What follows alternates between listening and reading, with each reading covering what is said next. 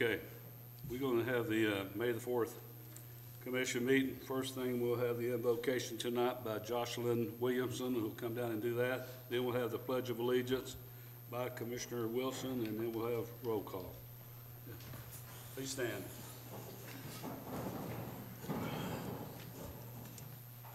Good evening, and thank you, Mayor Johnson, Commission members, for this opportunity to offer an invocation.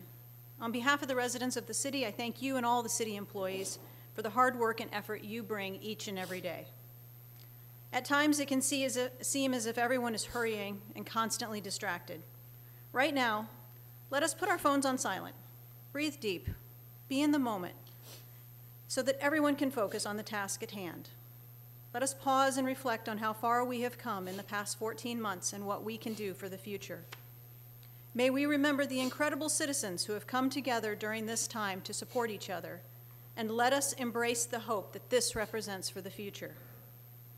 In honor of tonight's upcoming proclamation of Asian American and Pacific Islander Heritage Month, may we embrace the words of the first Asian American woman to serve in Congress, Patsy Takimoto Mink, when she said, "We have to build things we want to see accomplished in life and in our country." With that in mind, let us be open to conversation and discussion to make the best decisions.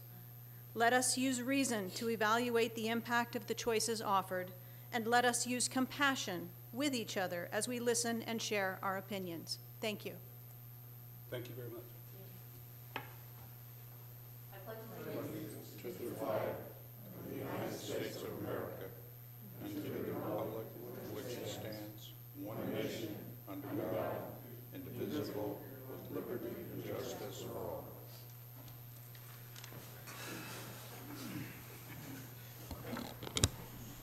Commissioner Brinson? Here. Commissioner Wilson? Here. Mayor Johnson? Here. Commissioner Firstner? Here. Commissioner Oliver? Here. All right, let me read this.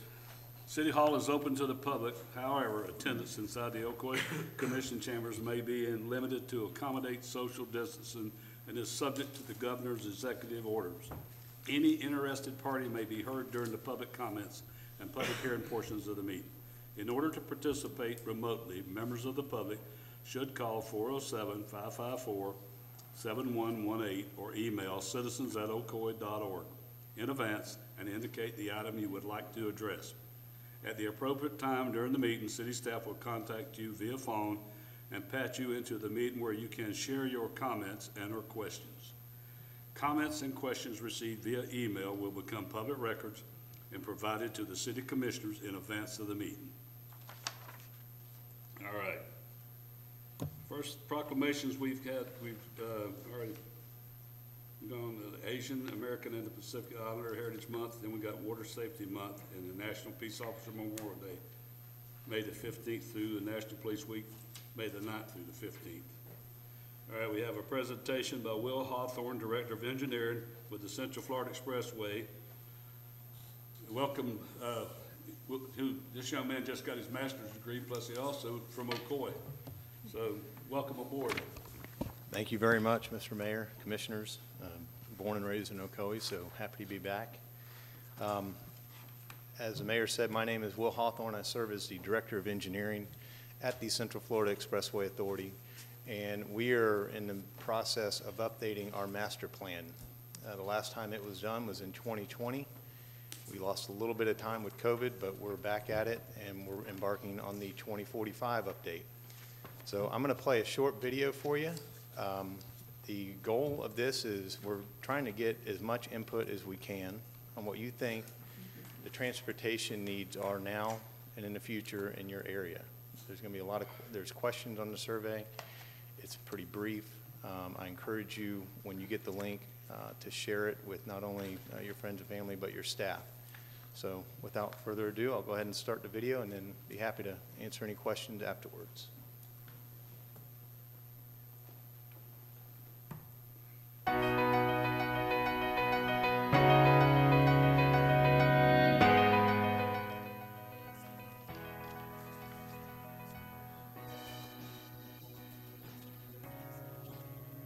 This is supposed to have voiceover. For some reason, all we have is the background.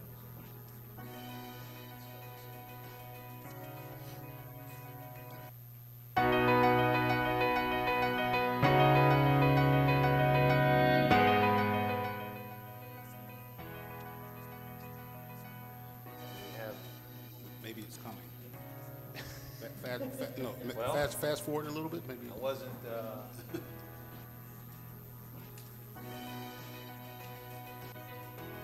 have a backup. An engineer, you always have a backup. All right. We're gonna go to the PowerPoint. I'm not as polished as the speaker on the video, so you'll have to bear with me. All right. So, as I said, we're starting to update our master plan. Again, the goal of this is to get as much input as we can. We do review all of it, and we take it into account, and this really sets the course, or sets the future for where we head as an agency. So, the Central Florida Expressway Authority, locally known as CFX, was created in 2014 by the state legislature as an independent agency of the state. In 2014, two big changes were made. The first one is expanded our jurisdiction outside of Orange County. Prior to that, we were more or less limited to what we could build and construct and maintain in Orange County. That expanded us to, at that time, Lake County, Seminole, Osceola, and included Orange. Later in 2017, Brevard County was added into our jurisdiction. We are managed by a 10-member board with representatives from each county on in our jurisdiction, as well as the mayor of Orlando and the mayor of Orange County. We also have 3 gubernatorial appointees, 2 of which are vacant at this point.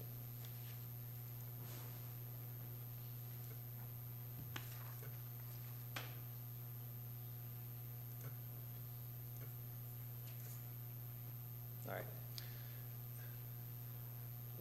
Our system right now, we have about 125 miles of expressway spanning throughout most of Orange County. We have a little bit in Lake County, and our most recent addition was 538, also known as the Point Santa Parkway, which is at the very bottom of your screen, was just brought into CFX jurisdiction from the Osceola County Expressway Authority, which we took over their master plan in that road. The roads we own, maintain, and take care of are 408, 414, 417, 429, 451, 453, 528, and 538. In our 7-county area surrounding Orlando, we have nearly 3 million residents with another 75 million visitors each year. And according to the Orlando Economic Partnership, we're getting as many as 1,500 new residents each week. So growth continues to grow, and we're trying to do what we can now to get input and try to plan for the future for 20 years from now. So like I said earlier, the master plan really sets the course of our future. It's a needs document. This is not a financially feasible document. This is, if you had your wish list, what would it be? And that is then further refined into the capital improvement plan that we have. That's a 15-year plan. And then that's further refined into our fundable 5-year plan. Now, the 15-year plan is there so that we know that if we're going to start a project, we can see it through to fruition. We can see it all the way to construction and open up the traffic. And the 5-year plan is something we update every year, and it takes a more refined look on when we're going to do projects and how we're going to do them and what funds they come from. So in our last update in 2020, this is just a sample of the jurisdictions, agencies, counties that we went and met with. We went as far west as the city of Mascot, and as far east as the Space Coast TPO, and everything in between. So that's why we're here now. We're trying to we're holding meetings with technical staff. We're holding presentations with commissions like yourself, and trying to get as much input as possible. So the 2040 master plan identified $11 billion in needs across the 4-county area. I say 4 counties because in 2017, Brevard County was added by legislative action. And by the year 2025, we will have invested $2.5 billion into the expressway and transportation system that we oversee. In that master plan that we're operating under now, there are some key signature projects that have wrapped up or just begun. The first is the total revamp of the 408 and 417 interchange. This was built in the late 80s. It served its purpose for a little over 20 years. And with the enormous growth, we had to make some pretty drastic changes to meet the needs and, of the traffic operations.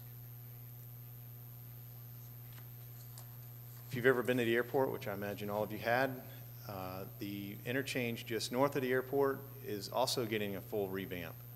That also was built in actually in the early 1980s. It had loop ramps, it had things that met the need of the area at the time, and we've had to update that to keep up with the growth and the traffic that it sees, which is over 50 million drivers a year just through that one interchange. Another key component of our legislative action was to look into multimodal opportunities. And by that, we can look into partnerships where they can use our right-of-way and things of that nature. Our first one was actually Brightline Trains, which I'm sure most of you have heard of. It's well underway. If you haven't been to the beach lately, I encourage you to take 528, look to your right, and you'll see the tracks and the corridor really taking shape. They should be laying tracks as early as this year. So we partnered with them to kind of co-locate in our right-of-way out to our jurisdictional limit. So again, the 2040 Master Plan serves as a guide for major initiatives. And as part of that, since that time, we have added 16 centerline miles. You're probably familiar with Ocoee Parkway at the very north end of the top of the screen there. That was started construction and open to traffic. And then the Point Center Parkway at the bottom of the screen is about 7 miles of limited access highway that was added to our system as well.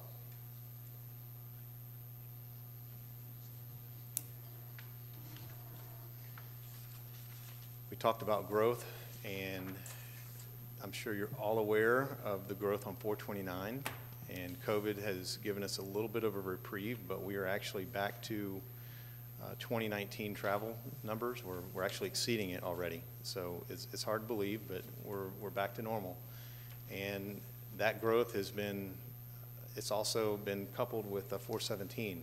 It's been as much or more on that expressway, so we've been working fervently to try and get, a widening program started on that. We've actually started construction on a couple sections of 417.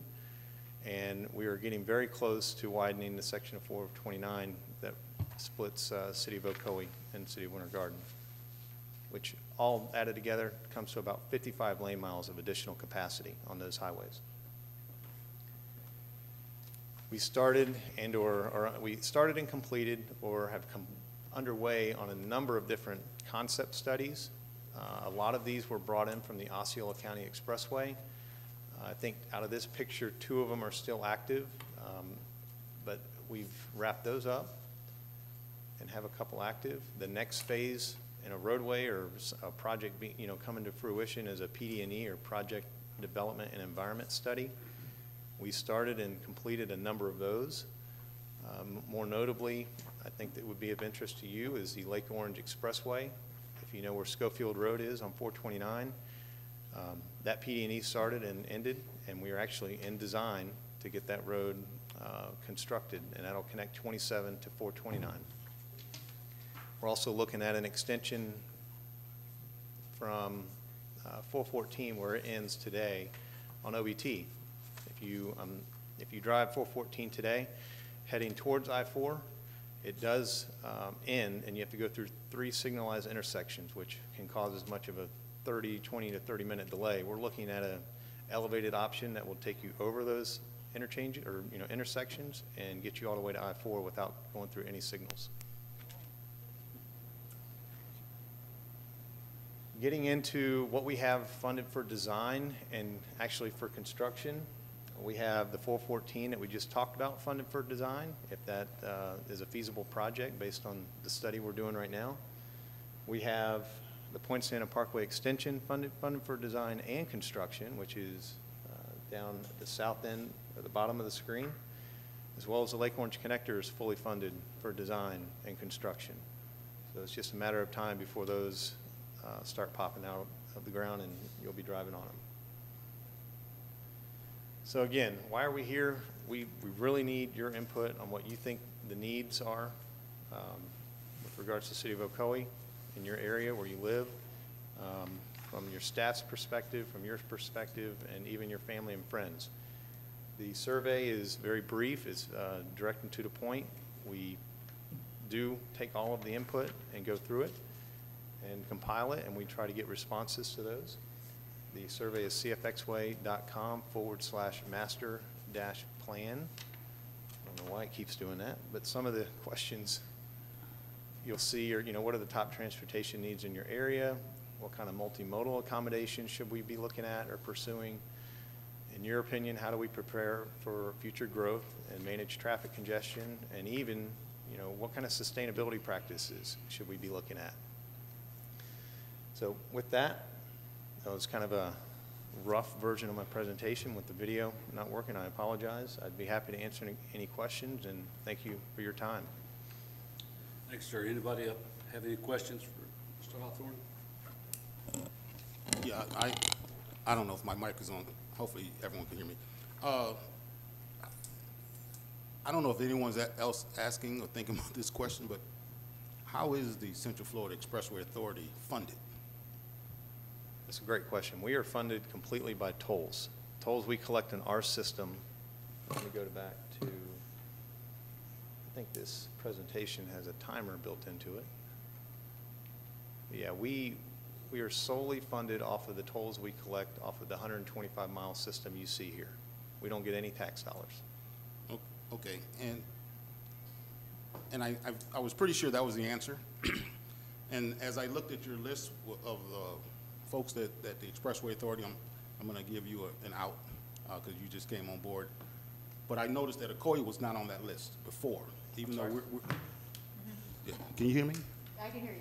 Yeah, Ocoee was not on that list before when the Expressway Authority reached out to various municipalities. And I was just wondering why, especially since we're strategically located right in the heart of all these major thoroughfares. Yeah, that's an abbreviated list. That's just a sample of who we came to last time. I'm pretty sure. Yeah, but you're standing in the city of Ocoee right now, so No, I understand. I would have put Ocoee on this list if we were part of it before, because I was going to bring that up. And, No, I understand, and I would be very surprised if we didn't have a similar presentation to this about 5-6 years ago. Yeah, I'm very surprised as well. But I can assure you, someone along the way reached out. So, good Okay. observation. Yeah, okay, a few more other questions. With the trips that's coming on the roads now, back up to the 2019 numbers, because now that you've disclosed to us that you're fully funded by way of tolls, with more people moving here, more traffic on the roads as opposed to last year, how are tolls going to be affected? So our board, a couple years ago, started a new policy, a customer first policy, where it's tied to the CPI index, and they can decide each year whether or not they feel the tolls need to be increased. And I think the minimum is 1.5%. But just because we're taking projects underway doesn't mean that if we widen 429, you're going to see tolls jump by $3 on 429. It is a system-wide adjustment that gets looked at every year by our board. So are those tolls, when you say 1.5% increase, is that spread loaded over all the toll roads, or is that just that particular geographical area where you guys are doing the construction? Every toll, every rate on there's rates that vary throughout our system. They're all looked at individually, and they have, because it all has to do with kind of where cash rates are. E-Pass, gets increased every year, and the cash rates will go once you get so close to that. But we look at the system as a whole. We're not looking at just individual roads. Okay, which is good, because I know for me, when I drive the toll roads, I don't think I've ever seen a toll decreased. So I'm just wondering, maybe with all the traffic, maybe some of those tolls can come down a little bit. And I guess that's not going to be the case, based on what you're telling me with all the growth and construction that's going on. I would have to defer to our board on that one. Okay. I You can get back with us. I We'll just wait. build- You're here in Ocoee. I just build the roads. We'll wait. No, I'm just kidding. Estimated cost for the 414 I-4 interchange. Do you know how much that is? The 414 I-4 interchange, or the one we're looking at? The one you're looking at? Oh, wow. We're early on in the study. The construction costs are in the 230s, 230 million. It's an elevated section Yeah. that, you know, we still have a long way to go, but it's gonna, if you've, I don't know if you've looked at the Tampa, the Leroy-Selman Expressway. I have? It's pretty much all on piers, and they did that to keep connectivity with the neighborhoods and the, Right. so it's not a cheap endeavor. No, and that's why I'm asking, because I'm thinking toll roads, higher tolls, higher tolls, higher tolls, for an elevated stretch from where it ends there all the way to I-4. So I'm just curious, because I know, you guys are on the design phase. Last one, and this is really for the locals here in Ocoee, is the Ocoee-Apopka Road all the way up to the 414. That interchange, are you guys looking at that to improve it? Because there's a lot of motor vehicle accidents at that location. Ocoee, are we talking at West Road at 429? No, I'm talking 414 and Ocoee-Apopka Road. Orange County. I'm not aware of an increase there. I mean, if there is, I would love to get that input. We'll study it, we'll look at it. And if there's an improvement that needs to be made with our ramps that tie into that, then we can certainly look at that. Yeah, I am, that is the right interchange I'm talking about, right? I think the road is going to be the county. The road's going to be the county part, but Right, the but that ramps and interchange is the highway's going to be theirs. theirs. Past Advent Home? Past Advent Home? Yes. I'm sorry? No, just ask the past Advent Home. 414 is your road, correct? Yes. Okay, so that interchange belongs to you. The system, yes. The system belongs to interchange you. belongs to us. Right, okay. Yes.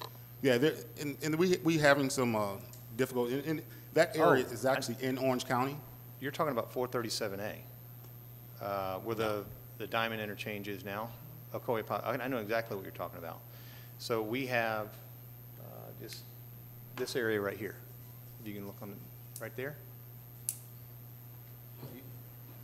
I am a man of a certain age, so, Yeah, so 437A, we have our widening projects go from Tilden Road on 429 in Winter Garden all the way up to 414. We've split it up into a number of different projects. The project on the northern end that goes up to 414, we're completely replacing that bridge because of the site issues. So that will be, if you go out there now, there's piers in the middle of 437A or Ocoee-Apopka Road. Those are going away. So Right. the site distance will be greatly improved. yeah, and it's those piers that are causing them, because you can't see. Yeah, you've got geometry, the profile coming over that hill. It's kind of a weird area, but it is something, I know exactly where you're talking. But yeah, that bridge is getting totally replaced as part of our design project that we're going to be starting. I think we're going to start construction in the January timeframe. Okay, thank you. You're welcome. Thank you, Will. All right, thank you so much. I just had just a quick question. You mentioned that you guys are self-contained, basically funded through tolls. Correct. And just looking at that 40-year plan, it seems to be pretty comprehensive as far as the toll roads that we travel every day. And you mentioned that we have, the numbers are definitely going to be going up quite a bit with 1,500 residents per week. Looking at that amount of growth and what it's going to take to finish some of these projects or get some of these projects started, you're probably talking somewhere in the billions, right? Oh, yes. You're probably talking low billions to get this done. So again, I'm sure we're going to experience quite a few toll increases through the years. And I understand what you're saying about the way it's actually done. It's spread out, you look at it individually. I get that. Do you guys receive any federal, state funding through grants or anything like that? Did you guys, is it just solely self-contained? There's no partnership with the state or the federal government when it comes to these roads? That's correct. We don't get any state or federal funding. It allows, I mean, that's the way we've operated for almost 55 years. The projects you're talking about, the widenings on 429 and 417, it's about $1 billion investment into those two roads alone. One road I'm particularly concerned about right now, as we're seeing the trip numbers going up every week, is the 429. What are the plans to start expanding the 429 from 2 lanes to maybe 4 lanes at this juncture? Great question. So I've been working with Ginger Corliss here at the City of Ocoee. We have, Tilden Road, which is right about in here on 429, from here all the way up to 414 in this area, we're almost done with design. We're going to be starting construction, barring any, making sure we get our permits. We've entered into a JPA with the City of Ocoee, actually, to make some substantial improvements on Franklin Street. I'm sure you've driven that interchange. So big picture, we're going to be starting construction on all 3 before next May. Okay. 2 of them are, the big one is the one that kind of goes through the turnpike and gets all the way up to West Road. That's where the real need is. We've really got to get those lanes open. We'll have aux lanes. An aux lane is, kind of connects 2 ramps, if you will, going from West Road all the way down to 535. So our target right now is we're really focused on getting the first widening, which is just south of the turnpike up to West Road, advertised for construction and started. Our goal is to advertise on 4th of July, actually. So it's imminent. And, we're actually going to be totally redoing one of the ramps at Plant Street and Franklin Street. If you know now, as you get off 429, get off the turnpike, heading north on 429, there's a relatively short distance for you to, make some decisions on where you want to go. We're going to and the reason behind that is you have that ramp that comes off 429 and comes down to Franklin. Correct. We're going to take that out, and that will it'll mirror the other side, which the other side is a loop ramp. You kind of get on and head south. You'll get off, come around Franklin Street, and then you'll be taking a right to go to Ocoee Winter Garden and a left to go to Ocoee. That gives you another mile or so of decision distance to get in your lane and to mitigate those backups. So that, combined with the aux lanes between 535 and West Road, that's our biggest project we have going, to be honest with you. It's a big one. Okay. So the other ones, the one to the south, more so in Winter Garden, that one's also, it's going to bid as soon as we bid the other one. So as soon as we open bids on the big one, that one goes out within a couple days. And then the next one is up the West Road. That one, we have a little bit more time because, again, without without the middle one, that's the linchpin, getting the other one open just doesn't make sense. We're going to wait a little bit on that one, and it'll bid kind of probably next January. But they're all going to finish at the same time. That's what we're trying to, it's like a big puzzle piece that we're trying to make sure we can get all this open at one time. I think that's fantastic. Thank you so much for your presentation. And it's good to hear that you guys are looking at the 429 right now before the trip counts almost double and triple. So thank you so much. We've seen growth on 429 within the past 5 years double, and that's unheard of. I mean, it's just, so we actually moved those design projects up. They were supposed to be starting around right now, which is a 2-year design project, and we brought them forward 2 years. So it's something that we saw the problem. We try to react as fast as we can. Thank you. So, I attended a few of your webinars that you had regarding the Franklin Street, and I wondered is that still on your website where folks, I mean, it was very informative explaining what you were doing on Franklin Street in that area. Is that still on the should be. website? It should be. If not, you can shoot us an email at Public Record. We can get you the concept. Ginger, she's got it. She's been very helpful in trying to get that squared away. There's some right-of-way needed, so it's been a lot of work on her end in the city to get that. So we're excited. I mean, I get off at Plant Street, so I know the problems. I know how it gets backed up, and it's just something that growth has outpaced our expectations. So, Thank you, Will. all righty. Thank Appreciate you all it very very much. Thank you very much. Thank you. All right, I'm going to have Mr. McMullen, Commissioner from Opens, out waiting in the hallway. I'd like him to come in. And Sherry, you're in the back. Will you bring out the material? Thanks, Will.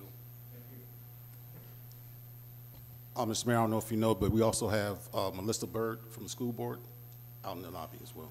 No, I didn't know it. Nobody told me. There's a seat open if she wants to come there.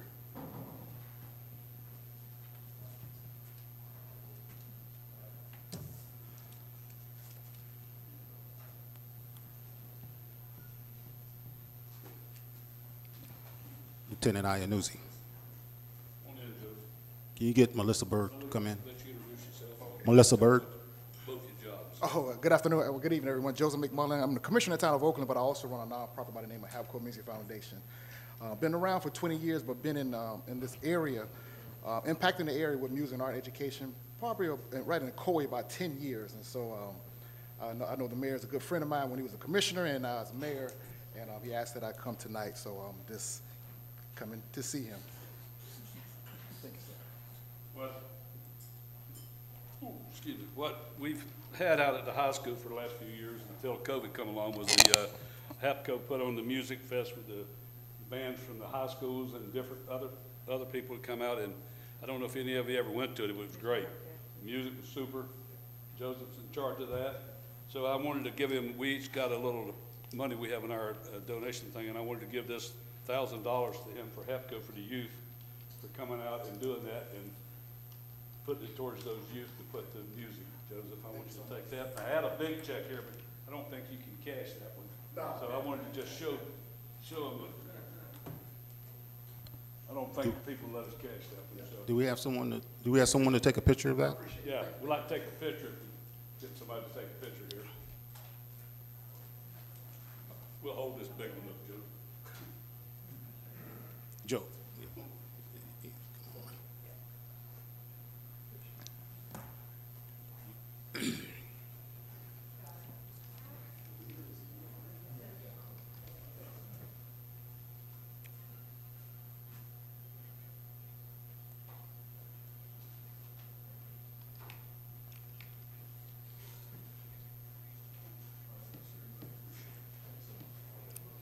We think that's you, Joe, behind the mask. We're not sure.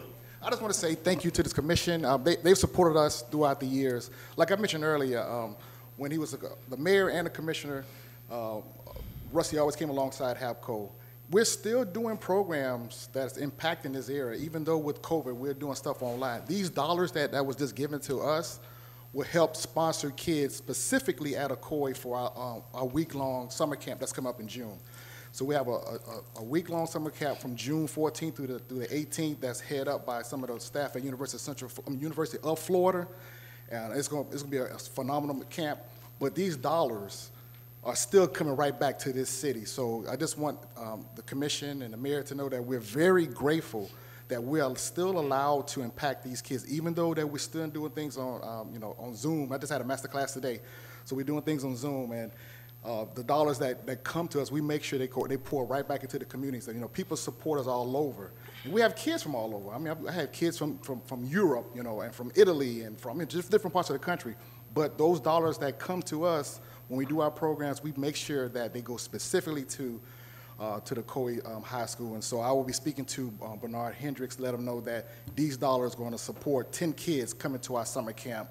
And so I just want to say thank you as a commissioner and as a mayor for all these years that you come alongside HAPCO. And we're going to continue to do what we do. And on February 5th of 2022, we already got the date set, we will be back live at Ocoee High School. Great. So thank you very much. Thanks, Joseph. Well, we appreciate you. it. Thank you very much. That's a great music from these young people. So you need to go to it if you can. Make sure you give us the dates and send it to me, and I'll put it out. Thanks, Joseph. All right, we've got a presentation by, says Commissioner Oliver, but somebody handed me something else here that says Winch and Associates. So, is he here? Winch? Weiss? Paul Weiss. Weiss? Is he here? You got 5 minutes on the clock to give your presentation.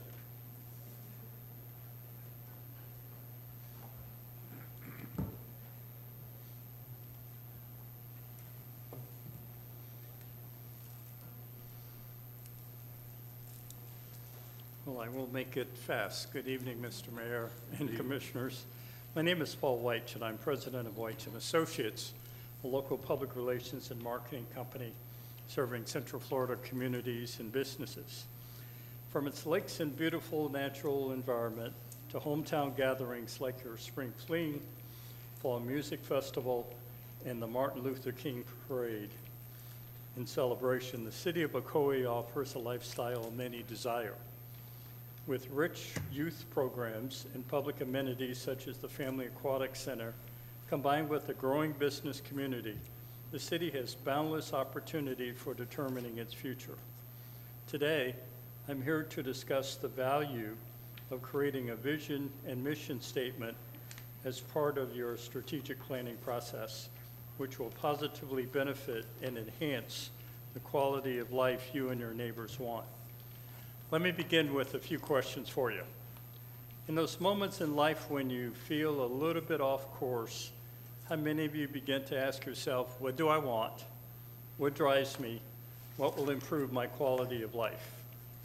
Just as you might wonder about and ponder these questions and create a vision or plan for the life you want, so should the city. These questions apply to nearly every aspect of life and community. The city of Ocoee is no different. You're no longer a quiet, small town in West Orange. It is a rapidly growing city, attracting new residents and businesses from across Central Florida and beyond, and is filled with potential. How will government and residents shape the growth to not only maintain your quality of life, but to maintain and improve it? This is where a clear vision is needed to successfully create that path towards a better city, home, and life for you and your neighbors. So what is a vision statement? It's a timeless guide that outlines the city's purpose with sharp focus on the goals and aspirations of you and your neighbors. In other words, how do we grow? To provide the quality of life you and your neighbors deserve, maintaining the small town feel amongst this growth. How do we get there? With a clear vision statement, your eye is on the future. Your effective vision statement will invigorate the community, clearly identify how the city will grow, and outline the path to your future. While the vision statement is inspiring and creates a shared sense of purpose, the mission statement creates the city's purpose and how it will service residents effectively. The mission statement addresses the day-to-day activities of the city and incorporates core values and goals, a fundamental value of mission. As we prepared for this meeting, my team looked around Central Florida for cities with strong vision and mission statements. Two examples stand out: the city of Orlando and the city of Winter Park. Orlando's vision states, Orlando is an international city which uses its diversity, amenities, and economy to provide a high quality of life. And its mission statement is, enhance the quality of life in the city by delivering public services in a knowledgeable, responsible, and financially responsible way. The City of Winter Park has taken a different approach, but the clarity of its vision and mission are reflected in both. Some other good examples are your neighbor Winter Garden, Mount Dora, and Sanford. And then there are others that are not so thoughtful about their futures, and it shows. I won't call them out, but examples probably come quickly to mind. So how does the City of Ocoee not inadvertently fall into this second category? It starts with strong, clear mission and vision statements. This is accomplished in several ways. One is a simple outline survey going to residents, businesses, and others. The second is through community meetings and discussions with residents and businesses. And we must not forget your community's influencers, those visible or quiet leaders who influence the ideas and perceptions of those around them. Residents and businesses will be notified of these opportunities and invited to participate. The city will encourage everyone's participation. A quick aside, my team recently worked on a similar project for a local community, and we received an amazing 50% participation from the community from the survey. From there, residents were invited to community meetings, and they were packed. Once we've listened and gathered your thoughts and comments, we'll use them to draft the vision and mission statements and identify values that are important to you and your neighbors. Then that draft will be refined based on additional input and ultimately presented to you for approval. At this point, the vision and mission statements will come to life. They will shape the way the city handles growth and operates, and how the city serves its valued residents, businesses, and others. With this clear course set out before you, the City of Ocoee would be on its way to creating a quality of life that meets and exceeds the expectations of you and your neighbors. Thanks, sir. I appreciate the time, Mr. Mayor. May I answer any questions? Yeah, I'll let, anybody have any questions? I'll have a comment at the end, so anybody got any questions? Comments? What I would say is that if this is something that we would do as a commission, we'd have to put it out to bid anyway for a public relations or marketing firm, but I think you got some good points in there. So everybody can take this with them and look at it, and then we can decide during the budget process what we're gonna do. We have to go through the budget process starting around sometime in July. So that's what we'd have to do, is put it out to a bid thing, but Good. that's some of the stuff we do need to look at, so. Well, it's food for thought. You look at the cities and communities around Central Florida and even outside of Central Florida and that are successful, and they've done this. Yeah. You look at the cities that haven't done it, Right. and I agree. they're not as successful. We I do have a appreciate it comment. very much. All right. No, I have a comment as well. Thank you Paul, thank you for coming in. I asked Paul to come in as a result of a couple of meetings ago. We talked about mission, vision, core values, and what that looks like. We've talked about this last year as a commission. We brought this up, and I look at it as a way for us to be able to move in the right direction, to grow, and to have that vision. It's having that vision statement, and then that mission, and then the core values that actually support that mission and that vision. I think it is something that is extremely important for our city to have. Right now, we don't have those things. We have no strategic planning in place right now. But as you can see from the first presentation, that there is billion-dollar worth of projects going on around us, all around us, including the 429. And they have mission and vision statements that drive their projects, that drive the way they do business. And I think that as we're going to not only interact with the other cities around us, but we talked about the Central Florida Expressway Authority and any other entities or organizations around us that have those strategic plans, I think it would be a good fit for us to have those things in place as we interact and do business and spend tax dollars on those things. So I believe that, Paul, you hit it. I think you hit it right on the head. and some of the things that we need. The mayor said we need to put it out the bid, and that's fine, and that's the way we should do it anyway. But it definitely is food for thought, and definitely going to be supporting us moving forward with a mission, a vision, and core values for the city. So thank you so much for coming in and presenting Our this. pleasure, and we welcome the opportunity to work with the city. Thank you, Commissioner. Thank you, sir. Thank you. Okay, I need to get Jamie Croteau and Chief Sama come forward. Are they in the back by any chance? Jamie Croteau back there?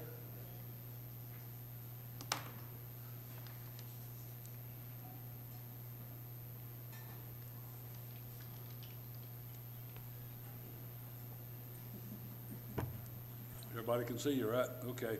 What I wanted to do is take a little bit of time here to introduce our new Director of Utilities is Jamie Croteau. She's over our Utilities and Water and Sewer Department. So once again, congratulations. You want to make any comments? Good move. Speech. Good comments. Next, we have our new police chief is Sama Pasana. She's been our deputy chief. She's going to be our new police chief. I guess they'll do a ceremony later where they pin on and all that stuff. So congratulations, ladies. I know both of you have been here a while, so congratulations for your promotions. Thank you. Thank you. Appreciate it very much. All right. Staff reports. I have nothing, Mayor. There was one item I spoke to the attorney about earlier. Scott, do you want to handle that now or just pull it? When we get to it, we'd like to pull item 3 off the consent agenda, just a quick discussion on that before we vote on it. Okay. That was all I had. All right. All right, then we'll move on to the consent agenda. Do I have a motion for approval with item 3 pulled? I do have a comment concerning the announcements. Are we going to put the announcements back on the agenda? No, sir. We're Not not till going I to do get where they, no, sir, I'm not right now. You're not going to do it? No, Okay. we got it at the end of the meeting. That's fine. I'll address that later. All right. We're talking about the consent agenda right now anyway, so anybody else have any? I'll make the motion to, motion for the consent agenda excluding item 3. All right. Motion, do I hear a second? Second. Motion made by Commissioner Wilson for the consent agenda with item 3 pulled and seconded by Commissioner Fershman. Any more comments? Let's vote. Those carry unanimously. Okay, item 3. All right, item 3 is a cattle grazing lease to Mr. Rogers for the Rogers property. We've negotiated a new lease with Mr. Rogers to use the property for cattle grazing. As part of that lease, we have been in discussions with obtaining a right of first refusal or right of first offer to purchase his adjacent property if he elects to sell. We haven't quite finalized the language on the right of first offer, so what we'd like to do is put it to the City Commission for approval, subject to finalizing the agreement as approved by the city attorney and city manager. All right. So, do I hear a motion to that? I'll make that motion. I have no problem with. Do I hear a second? Second. Motion made by Commissioner Wilson, seconded by Commissioner Fershman to postpone this to the next. No, we're Oh, just I'm sorry. Go subject ahead. to approval. Subject to the verbiage being Yep. included. Yeah, all right. Any more comments? Let's vote. Motion carries unanimously. All right. Second reading of ordinances. Second reading of ordinance for 2020 budget amendment. Finance Director Roberts. Let me go ahead and read the title to this ordinance. This is an ordinance of the City of Ocoee, Orange County, Florida, relating to the city budget, amending the city budget adopted by ordinance 2020-23 for the fiscal year beginning October 1, 2020, and ending September 30th, 2021 by providing for an increase of appropriations, providing for an effective date. Good evening, Commission, Mr. Mayor. We are here to ask for the Commission's consent to amend the budget for additional appropriations, primarily to carry out the downtown master improvement plan and to provide for some other unforeseen, not unforeseen, but we foresaw these projects, but they're moving forward more quickly than we anticipated. We have the funding available. We just need to get the funding more quickly than we had expected, so we're here to ask for that funding. We're looking for $6,664,296,296 from the general fund. Yes, you heard that. Can you say that again? $6,664,296 from the general fund. $2,900,000 of that, $4,250,000 of that will be a loan to the stormwater fund for construction of the master stormwater pond. That loan will be repaid over 10 years in annual installments beginning the 1st of October 2021, the new budget year. We are looking for $725,000 in property acquisitions, and we need an additional $56,000 to replace a police vehicle. Some of that funding will be reimbursed through insurance proceeds once that case has been settled, and but we need to replace that vehicle ahead of the reimbursement from the insurance company, so we're asking for funding for that. The stormwater fund is going to fund the master stormwater pond with $2.9 million of their current available funding, so we're asking for the Commission to approve that additional funding. We're asking for $4,634,480 from road impact fees. This is for the Clark Road design and construction for the widening. The utility department is asking for $1,358,000. Part of this is for to move some wastewater improvements, wastewater improvements forward ahead of the scheduled project plans, which were for the next budget year, and to reimburse the repair and replacement fund for some emergency repairs that had to be done on Clark Road. I'm happy to entertain questions. All right, first I'm going to let the public, I'm going to open it to the public. You have anything else to read, Scott? No, not on this one. I'm going to open up to the public. Any comments from the public? And I do have one form filled out here by Chris Atkins. Come on down. Set the clock, 3 minutes, Mr. Atkins.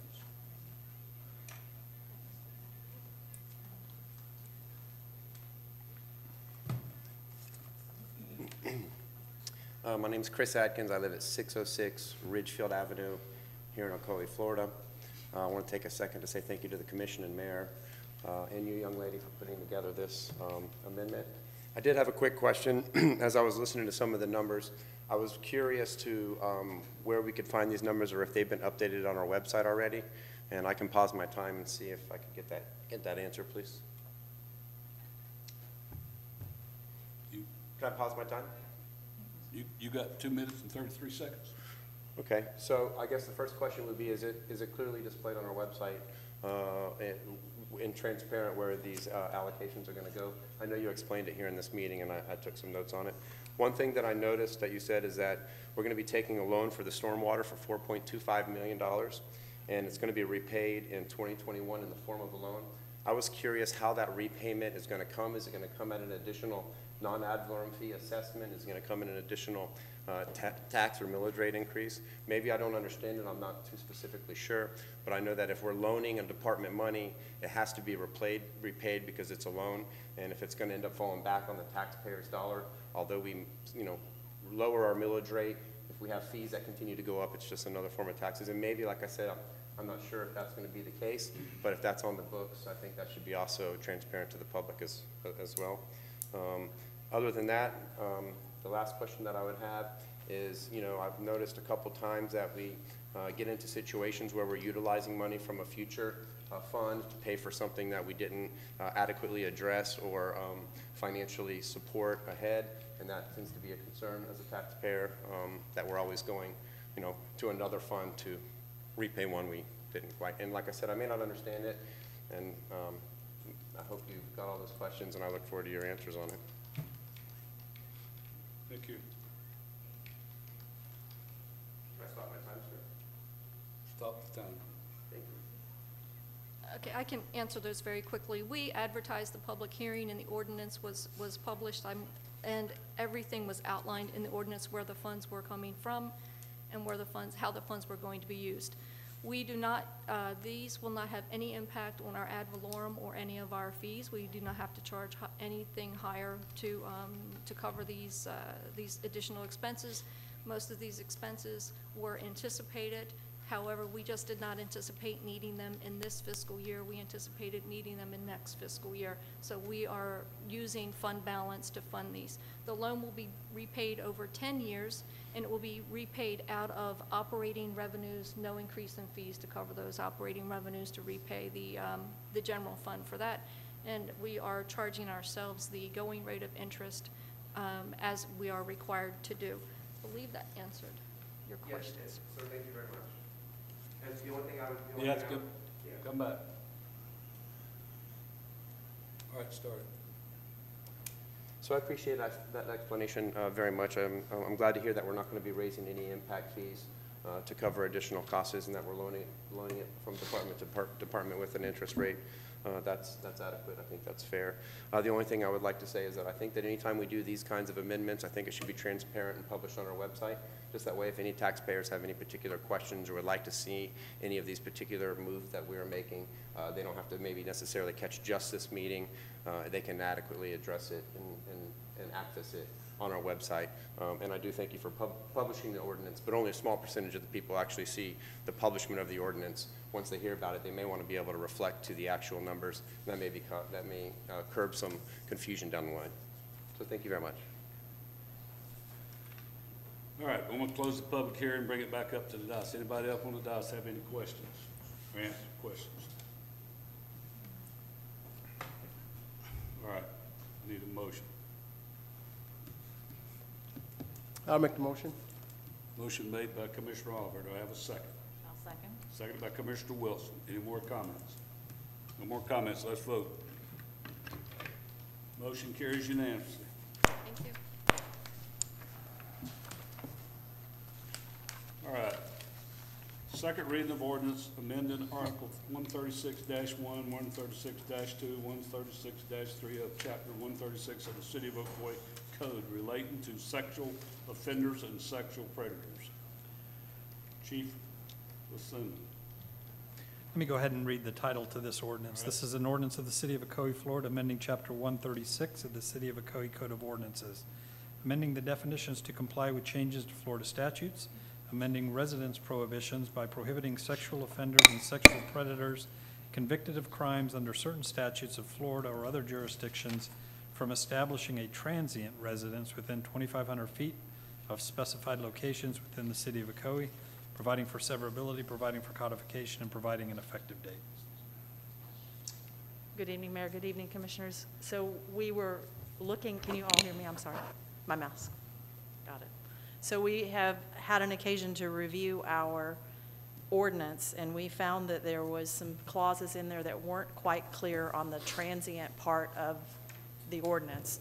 Our ordinance speaks to transients all through it, but there were 2 or 3 paragraphs in which that transient information was not included. So we conducted a review with our attorney, and we felt that it was appropriate to clarify that ordinance to add that information into it. That it? That's it, All sir. right. And we'll open it to the public, then we'll bring it back. Anybody in the public have any comments on this item 7? All right, we'll close the public hearing and bring it back to the dais. Anybody on the dais have any questions? I have a question in that, Chief, who is responsible for identifying transients in the sex offenders database? Is it the city, the county, the state, the feds? So if you are a convicted sex offender or a convicted predator, you are required through your conviction process to register, and you have to register with Orange County. If you're a transient in specific, you have to notify them of your location, where you're going to be transient at, and you have to report to them every 30 days to see if there's a change. The enforcement of that, it falls upon all of us, because if there is a person who's living in our jurisdiction who has these designations and they're doing a transient life, or they're doing other things in violation of the law, we can all enforce it. But when it comes down to the registering, when it comes down to who decides who's a predator and who's an offender, that goes all through the court system. It has nothing to do with law enforcement at all. I hope that answered your question. It does, but it sparks another question. Okay. Those transients who may have found themselves on the database, in the sexual offenders database, how do we know that they're here within our city limits? So when they go to register with Orange County gives us the information that they have moved into our jurisdiction. And because we have an ordinance that's pretty strict about where they can be and can't be, specifically most of our city is a place where they cannot be if they're a predator. Offenders can be here under certain limitations, but they also have the restrictions on being near a daycare, being near a school, being near a school bus stop. So there are places where they can't or cannot go. But Orange County ultimately tells us that they're here. Now, if they don't register and they don't tell us they're here, they're in violation of law. So if we come across them and we run them and identify them as one of those categories, we can actually charge them with a crime as well. Okay, good forethought, because that was my next question. Thank you. Anybody else? All right, I need a motion. Make a motion to approve. Motion made by Commissioner Firstman. Do I hear a second? I'll second it. Second by Commissioner Brinson. Any more comments? Let's vote. Motion carries unanimously. Thank you. Number 8, discussion of an unsolicited offer from VMG to purchase and develop a 2-story commercial building on city-owned property located at 2 North Bluford. Assistant City Manager, Shadow. Craig Shadrack, Assistant City Manager. Thank you, Mayor, members of the Commission. Back here singing a similar song that we've sung 2 other times now. And this, mind you, as an introduction, is indicative of the growth that is occurring. These kind of things are commonplace in cities that are experiencing a lot of growth. I'll direct your attention to the city-owned property at 2 North Bluford, the corner, directly across from where our new city hall is being constructed. The city acquired that property. It had an old house on it back in 2017 for $344,000. We were proposed by a local developer, VMG Construction, to do a private-public partnership to build a 2-story building that the city designed. It complied with all of our downtown master plan design guidelines. And then COVID happened. And so they pulled back because they wanted to look at, how their overall portfolio for their company was being affected. And so then there was someone else right in line to step in, and GPK Investments came in and proposed the same deal. And they've indicated to us in writing that due to their inability to acquire adjacent parcels, they were no longer interested. And so now we have VMG that's come back and proposed a slightly different strategy. They wish to buy the parcel outright, and they still are interested in building the building we designed. So their offer, contained in your packets, part of a letter of interest, they're proposing a purchase price of $389,000. We've looked at this, and we believe that this is a fair market price. And we are requesting that you authorize us to proceed with negotiating a contract, which would, of course, have to come back to the Commission as a public hearing pursuant to the charter, which requires real property sales valued at over $100,000 to be noticed as a public hearing and advertised pursuant to the conditions in the charter. So this is another opportunity to generate some quality new construction in the downtown. We're very comfortable with VMG Construction. They actually play numerous roles here in the city, both privately and publicly. They're actually the contractor that's done a lot of the concrete work for our new city hall, and they're well respected. With us here tonight is Mr. Lou Forges with Valiant Realty, and he is able to answer any questions on their behalf. And that's all I have. I'll be happy to answer any questions. All right, do I need to do a public hearing? All right, anybody on the commission have any questions? I have a question. You mentioned that this started off as a public-private partnership. That was their original project. Yes. And with this public-private partnership, how much skin in the game did VMG have in it? Well, the building illustrations that are part of your agenda packet are the building that we designed as a city. And the way that public-private partnership was going to work was they were going to build that building, which was roughly a $5 million investment in our downtown. We were going to give them the piece of property that we paid $344,000 for. So it was a pretty good situation for the city. The one odd thing, and Scott can speak to this, that kept coming up was, you know, and this is no knock on attorneys or lawyers, but you always have to cover the what ifs. And the what ifs made it really hard. We had finally figured out a mechanism to transfer title of the property, but we had to account for all these what if conditions. What if something bad happened and they had to pull out and the building was halfway built, that kind of thing. So that type of arrangement works really great on paper, but they came back and said, hey, look, we'll buy it from you. Their offer is about $40,000 more than we paid for it. And, you know, it's consistent with comps that are today's values. And so it's actually, we're going to get paid back. We'll reimburse the utility fund, which was used to purchase the property in 2017.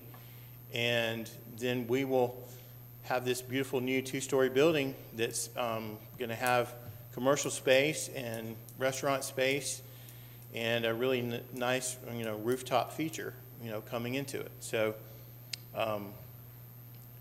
hopefully that answers your question, sir.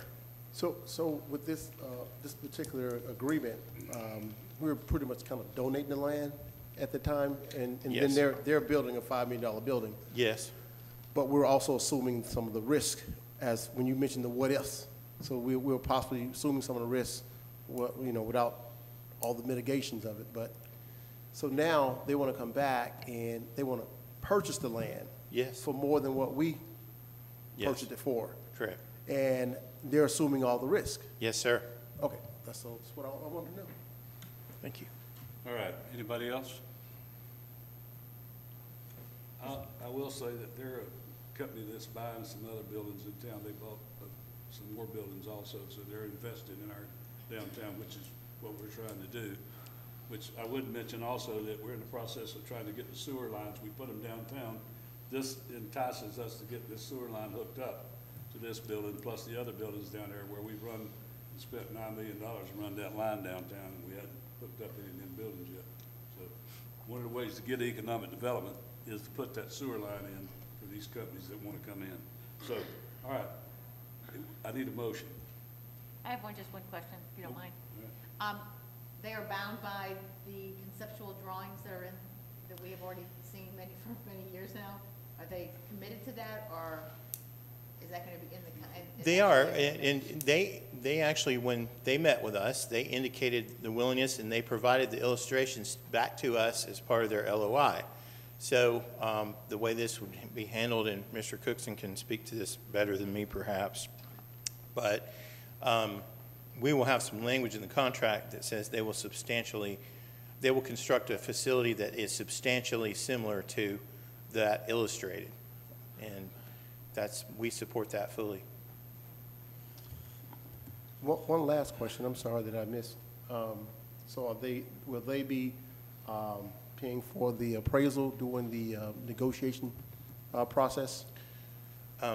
No, sir, there will not be an appraisal in this case. And Scott, I would like to ask to speak to that because we did speak about that with regard to the charter.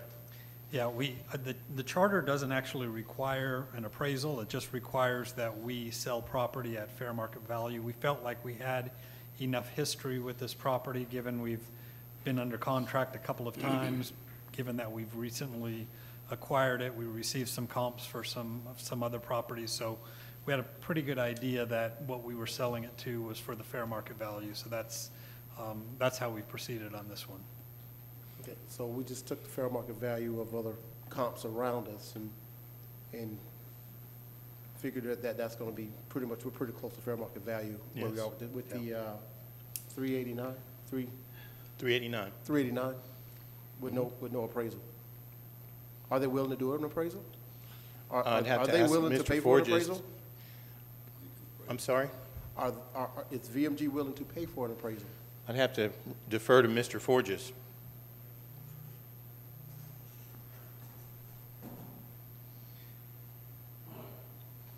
What I would make a statement into that is, we have torn down the building that was on it, so you can't appraise that part of it anymore.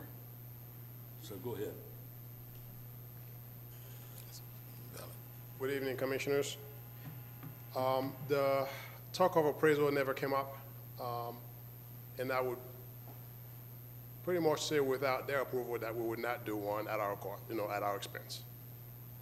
Because the investor is offering above what you pay for the property, and we feel no need for an appraisal. And if we do one, it's likely to appraise less than what we're paying you for the property. I can guarantee you that. Okay. Okay? All right. We're still back to need the motion. I'll make that motion. I was just going to say something. My feeling is that we have to remember economic development here, that this is a benefit to our downtown area, and what it's going to look like is something that we've been talking about for years. So I'll make that motion. Motion made by Commissioner Wilson. Do I hear a second? I'll second it. Seconded by Commissioner Brinson. Any more comments? No more comments? Let's vote.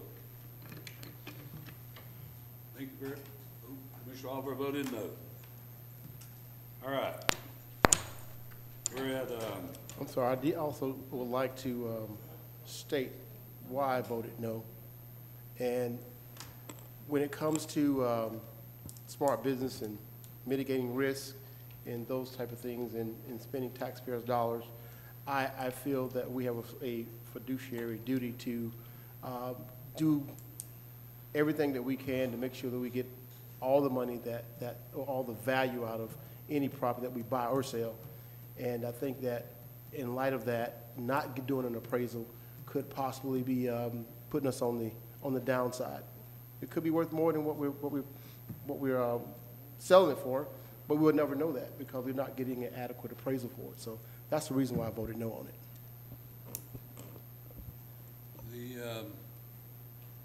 well, I would say the reason I voted yes is because I think the value of it is more because, like I said, we tore the house down. It was the major force of what was on that lot. We're only talking about a piece of property on the corner that's, and for $389. I know they just sold a building behind it with a building and the land for $300 or something better for one building and $300 something for another building. So it's in the price range, more than the price range. So I think it's a benefit to the city that we got somebody that has come along and offered us this. And one of the major things this is doing, whether you want to believe it or not, folks, is this is getting our downtown, what everybody wants, a building to come downtown and build it right and have the businesses there. So that's what we're working towards getting there. All right, so that carried. All right. We're going to start staff comments, staff action. Duke? I have nothing further, Mayor. All right. I'm going to go with this, I don't know, that gentleman stepped out. Mr. Mayor? Malberg. Before you say, we also have Member Berg from the school board. Where is she? Is she still out there? Oh, there you are. I'm sorry. You want to come up and say something real quick? Yes, come on down. Sorry about that, Ms. Berg. Very interesting. Good discussions. Thank you. I just came by tonight to stop in and say hi and see what's going on in Ocoee. I haven't been out here in a little while, so I wanted to see what was happening and see all of you guys. Nice to see you again.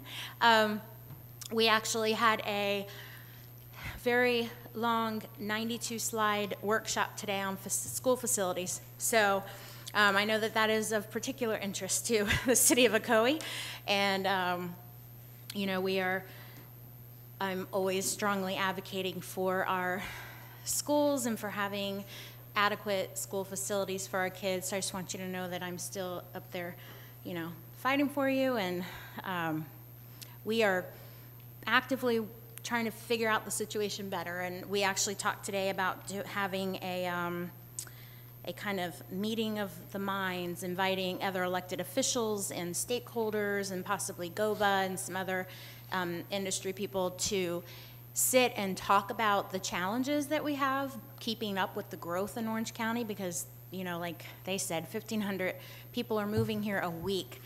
For the next 10 years, they're projecting that. So the problem is keeping up with that, because we are outpacing every other district in the county with building school, I mean in the state with building schools, but it's still just not enough. So we are talked today about putting that together, so I'll be reaching out to you guys to get you involved in that as well. But anyway, I'm just happy to be here tonight and to see you guys and say hello.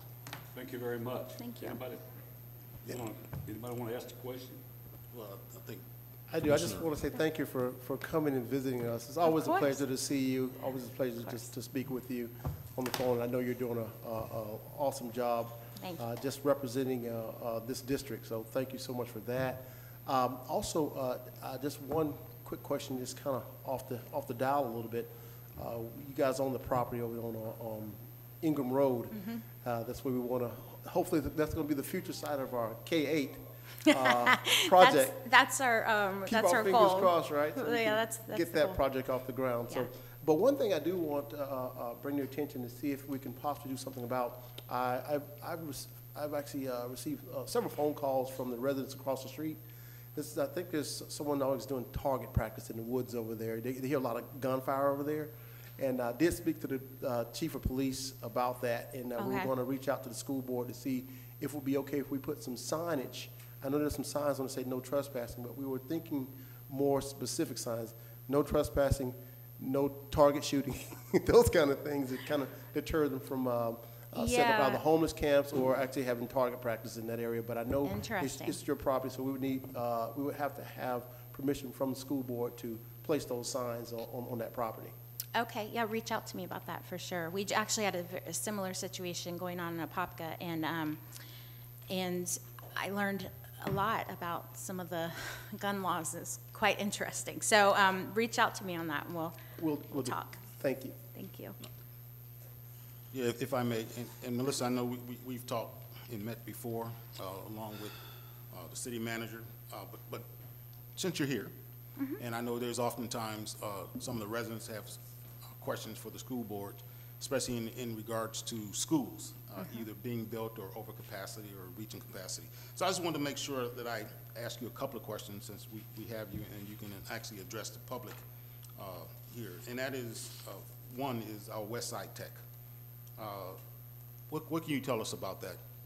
That was on the meeting today. 2023, it's expected to be done. It got delayed. They had construction delays, I want to say, because we had a new CTE director that came in. Mike Armbruster left, and when he left, our new director came in and wanted to make some changes to the design. So when we did that, you know, that kind of delayed everything. So 2023 is the expected completion date for that one. Okay, and of course, you know, we here in the city of Ocoee, I think I will not be speaking out of turn in saying that we prefer more of the robotics type programming there versus the trades. So I want to make sure that we're on the record. So please continue to fight with us. Fight not with us, but for us. To get that over here at West Side Tech, because that's important. And you know, obviously, I've been meeting with a few folks over there at the school board to try to continue to push that issue, because at one time Ocoee High School had robotics, and maybe we can get that program re-implemented over there as well. School sightings we talked about. Thank you for coming out. Thank you for to West Orange County. We're always happy to have you. And as I mentioned to you before, I am putting together something That's going to be towards the end of this month, which is a West Orange safety meeting. And of course, you'll be getting that information soon. Good, thank you. Thank you. Looking forward to it. Thank you. Thank you very much for coming, Mr. Berg. All right.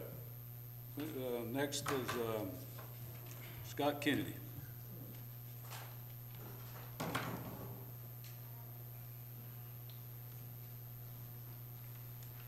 We set the clocks at 3 minutes. Ooh.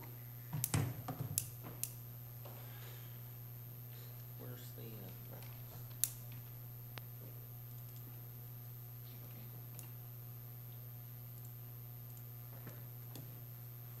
Good evening. My name is Scott Kennedy. I live in Ocoee. Some of you know me. I've been here before to address the commission when I have a problem or a question. And I have one that I consider very serious this evening. I attended the last meeting, and I noticed tonight we just have a real problem giving the citizens notice, some people, of what they plan to talk about at the commission meeting. And I find that undemocratic. Just a reminder, there was some discussion. The commissioner mentioned the announcements. I think he means the commissioner comments. There was some heated discussion at the meeting and in the comments. I didn't think it was especially dignified, to be honest. But I think just a reminder of the charter. There were some comments about the charter and where the powers of the charter come from and what they are and what the authority and the limits on the commission are under the charter is a good reminder. I won't go over this, but you have a copy of it if you want to read it. The powers and the structure of our government and the values of representative democracy are set in our charter, and the demands and limits on the exercise of that power. The city commission, that's you, our government, 5 members, just 5 of you. That's not a lot of people, and the charter calls for protections, open meetings, a published agenda 24 hours in advance of the meeting, only matters on the agenda or matters of an emergency nature as specified solely by the mayor may be acted on in a commission meeting. That's in the law. It's not being followed. For those of you that don't know, the city staff does a great job. They publish an agenda. I don't make it to every meeting, but I read the agenda before every meeting and decide if I want to come. I came to the meeting because there was a red light issue. I wanted to hear about that. And I came and I was shocked to find out that what Commissioner Oliver wanted to talk about was HR processes. I was also offended, Commissioner Rosemary Wilson. I share your offense. Some of the comments that he made, he said, I'll copy here, when I saw what happened at the 20th meeting, I went back and looked to see what had gone on because there was some mention of previous meetings. And on the 6th, I watched the videos, I made some notes. These are the best quotes I could make. The first thing I have on my agenda, Commissioner Oliver said, my agenda here is I want to talk about the hiring of the new police chief. This is our public interest as well as our public safety. I'm going to tell you, Commissioner, that if you have an item that you want to talk about that you believe is important to the public interest and the public safety, you have an obligation to put it on the agenda, to provide notice to the citizens, and allow all of us to participate in One Ocoee. All of us. Not your select constituents that you tell about your private, undisclosed agenda that you bring up in the comments. I'm here, I've written Scott Cookson.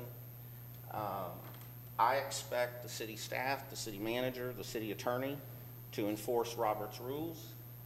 It says here that to the extent possible, the city manager appoints the staff to enforce that all officers subject to the direction and supervision execute their duties faithfully. Please, I beseech you, Scott Cookson, you're the city attorney. You know when these things happen that they're out of order. It's in the minutes. It's right here. You can see Commissioner Oliver in the comment section at 7:48 p.m. made a motion to move that the city manager provide a report to the city commission. There's no motions allowed in the comments, sir. That's an improper motion, and somebody should have stood up and objected. And I think it's up to us to start doing that if no one else will do it. I think it's probably Scott Cookson's job. I don't know what the proper protocol is, but someone has to object. I'm with it. Has my time expired? Yeah. Yes, sir. I'm sorry. I thought I had 5 minutes. But I'll summarize. I believe, Commissioner Oliver, I think you broke the rules. I think you broke the charter. I think you did it. You were talking about something that you felt was important. You tried to quote the charter. I think you misrepresented the charter. I think other commissioners agreed. But you said they were public interest and public safety. And you're not allowed to just make your own rules. You're not allowed to have your own agenda. If it's that important to you, that's your right. You're an elected official. You're a public official. I would beseech you to please do it correctly and follow the rules. Thank you. I'm sorry I went long. Thank you. Mayor, I do want to just respond and just Yeah, first. then I'm gonna have to bring him back too, so. Oh, that's fine. It's nothing like that. I just want to just thank you for your comments and thank you for the letter that you sent, because you have every right to do so. And again, I'm always happy when citizens express their rights to freedom of speech and be able to come before this dais and say what's on your mind and what your thoughts are concerning anything that we do. So if I'm doing something that is improper, and I expect not only the other commissioners to hold me accountable, as I will hold them accountable as well. So again, I want to thank you for your comments, and I will also address some of them when I get an opportunity. But thanks again for your comment. And again, you have every right to come in and speak before this commission. I appreciate that. I would just say in your comments last week, or at the 20th, I felt that you were expressing that those rights of citizens to weigh in on issues, you said the commission does, and you all can debate what the charter says. But you kind of implied, I felt, that that right came from the charter.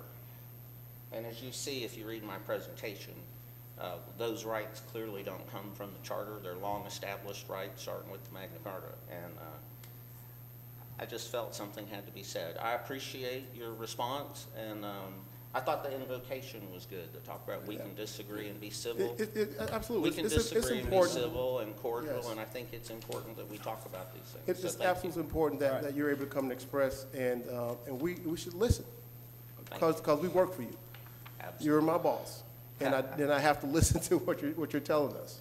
Thank you. All right, thank you, thank you. Ray Malberg.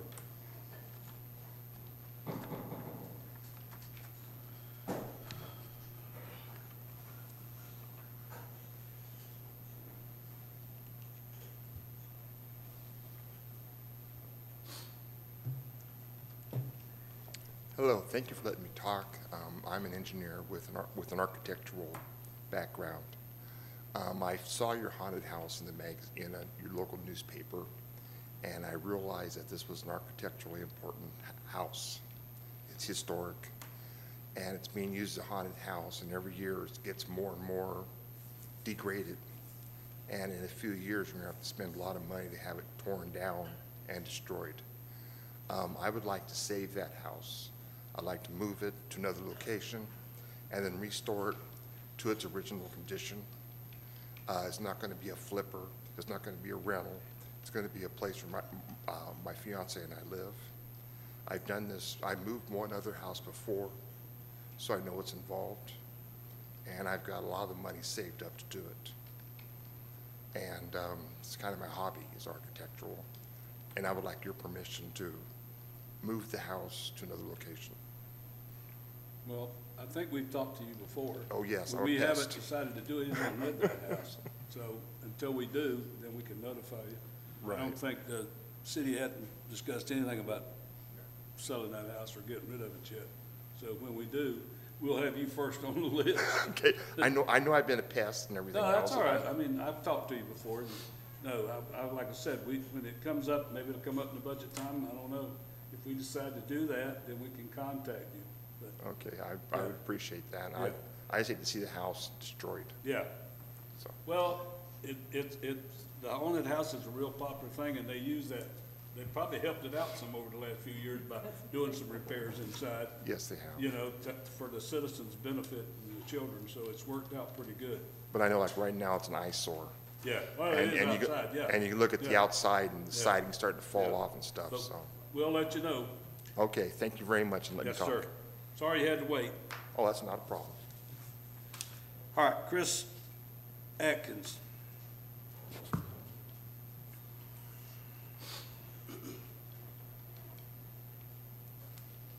Thank you again, Mayor and Commissioners. You guys already know my address.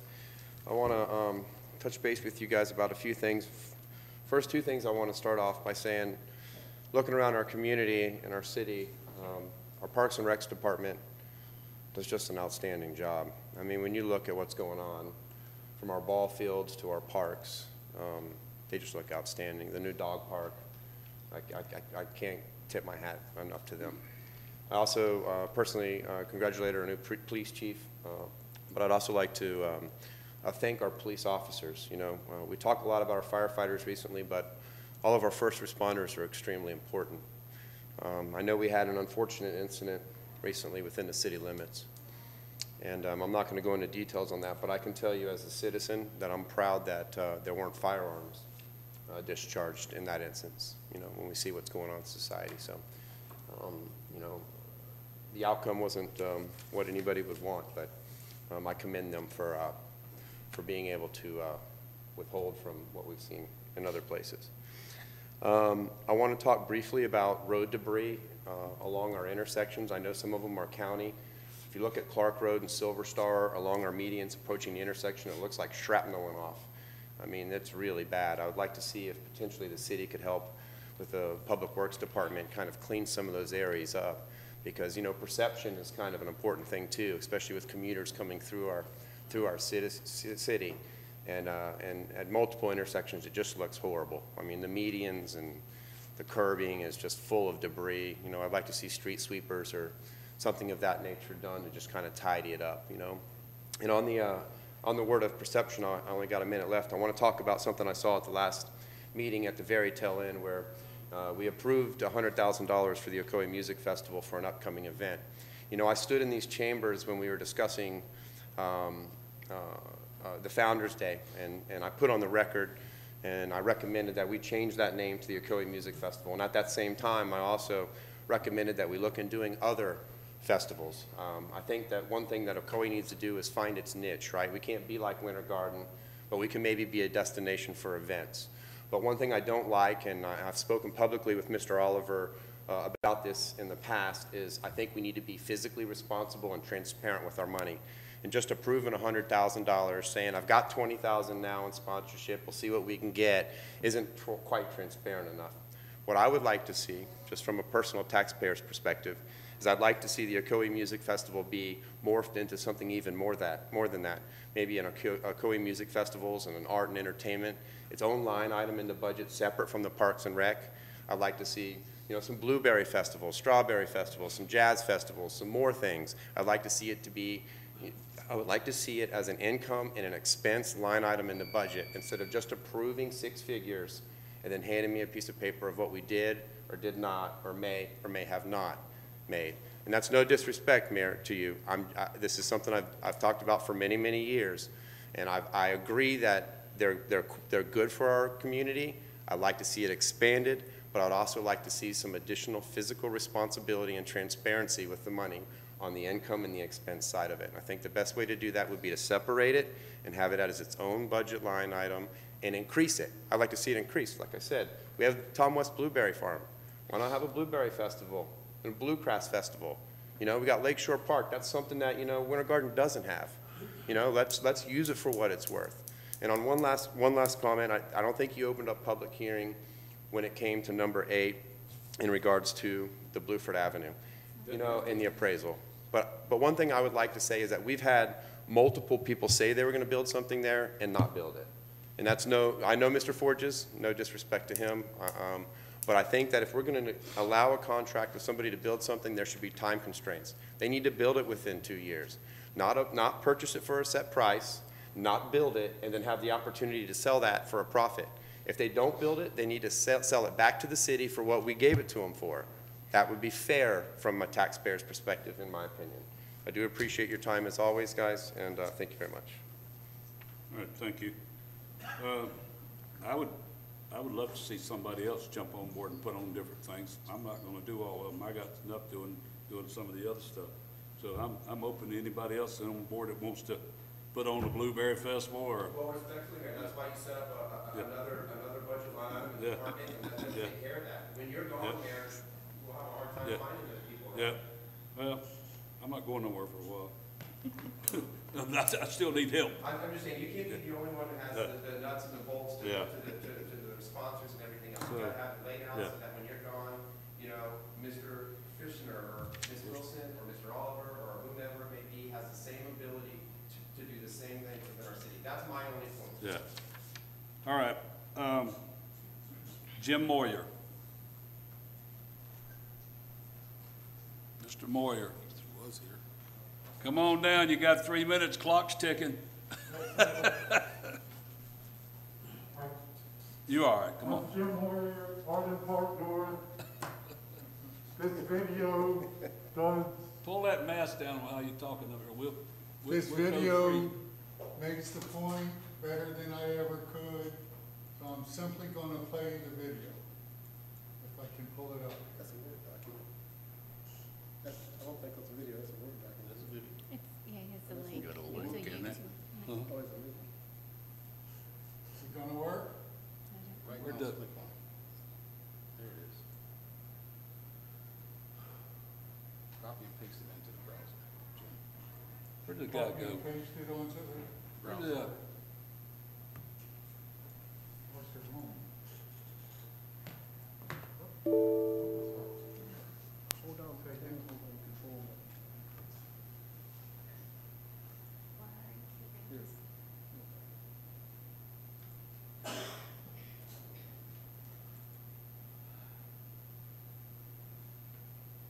it working or no?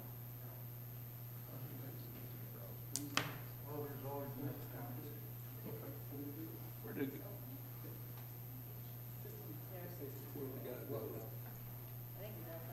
hey, is the guy outside that does the IT?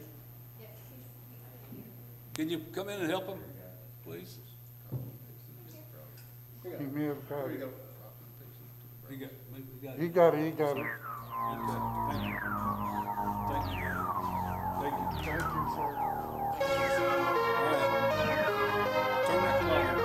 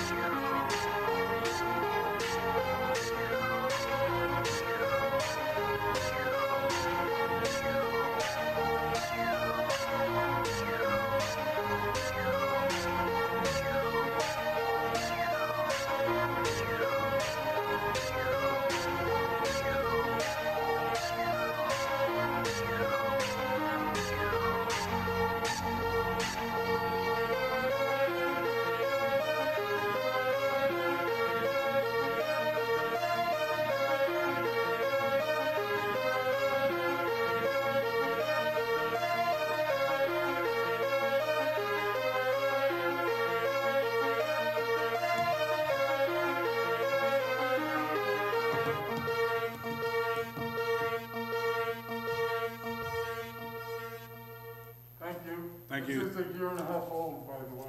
Thank you. Hey, Jim, I'm sorry. Excuse me, Jim. Just a quick question for you. Back up. On that video, I just had one quick question on that video. I know it mentions existential time.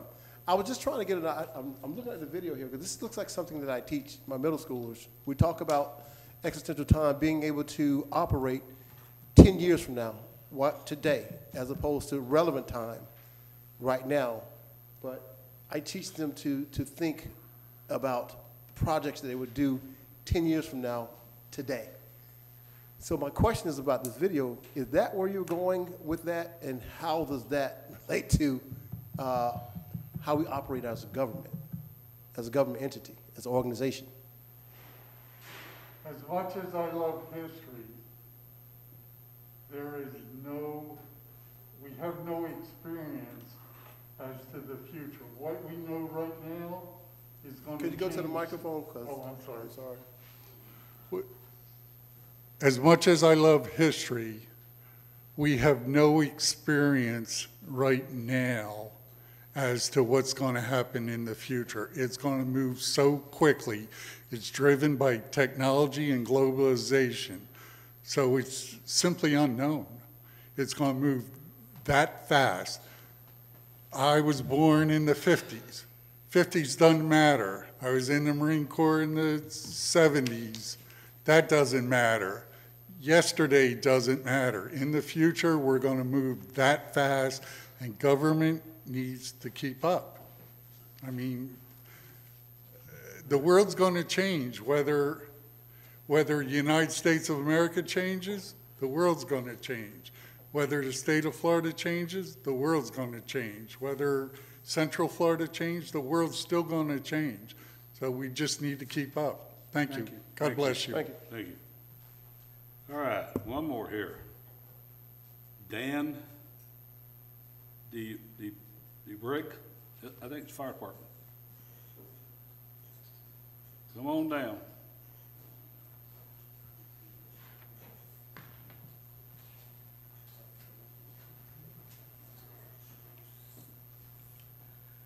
Good evening, Mr. Mayor, members of the commission, Mr. City Manager. It's been a while since I've seen you last.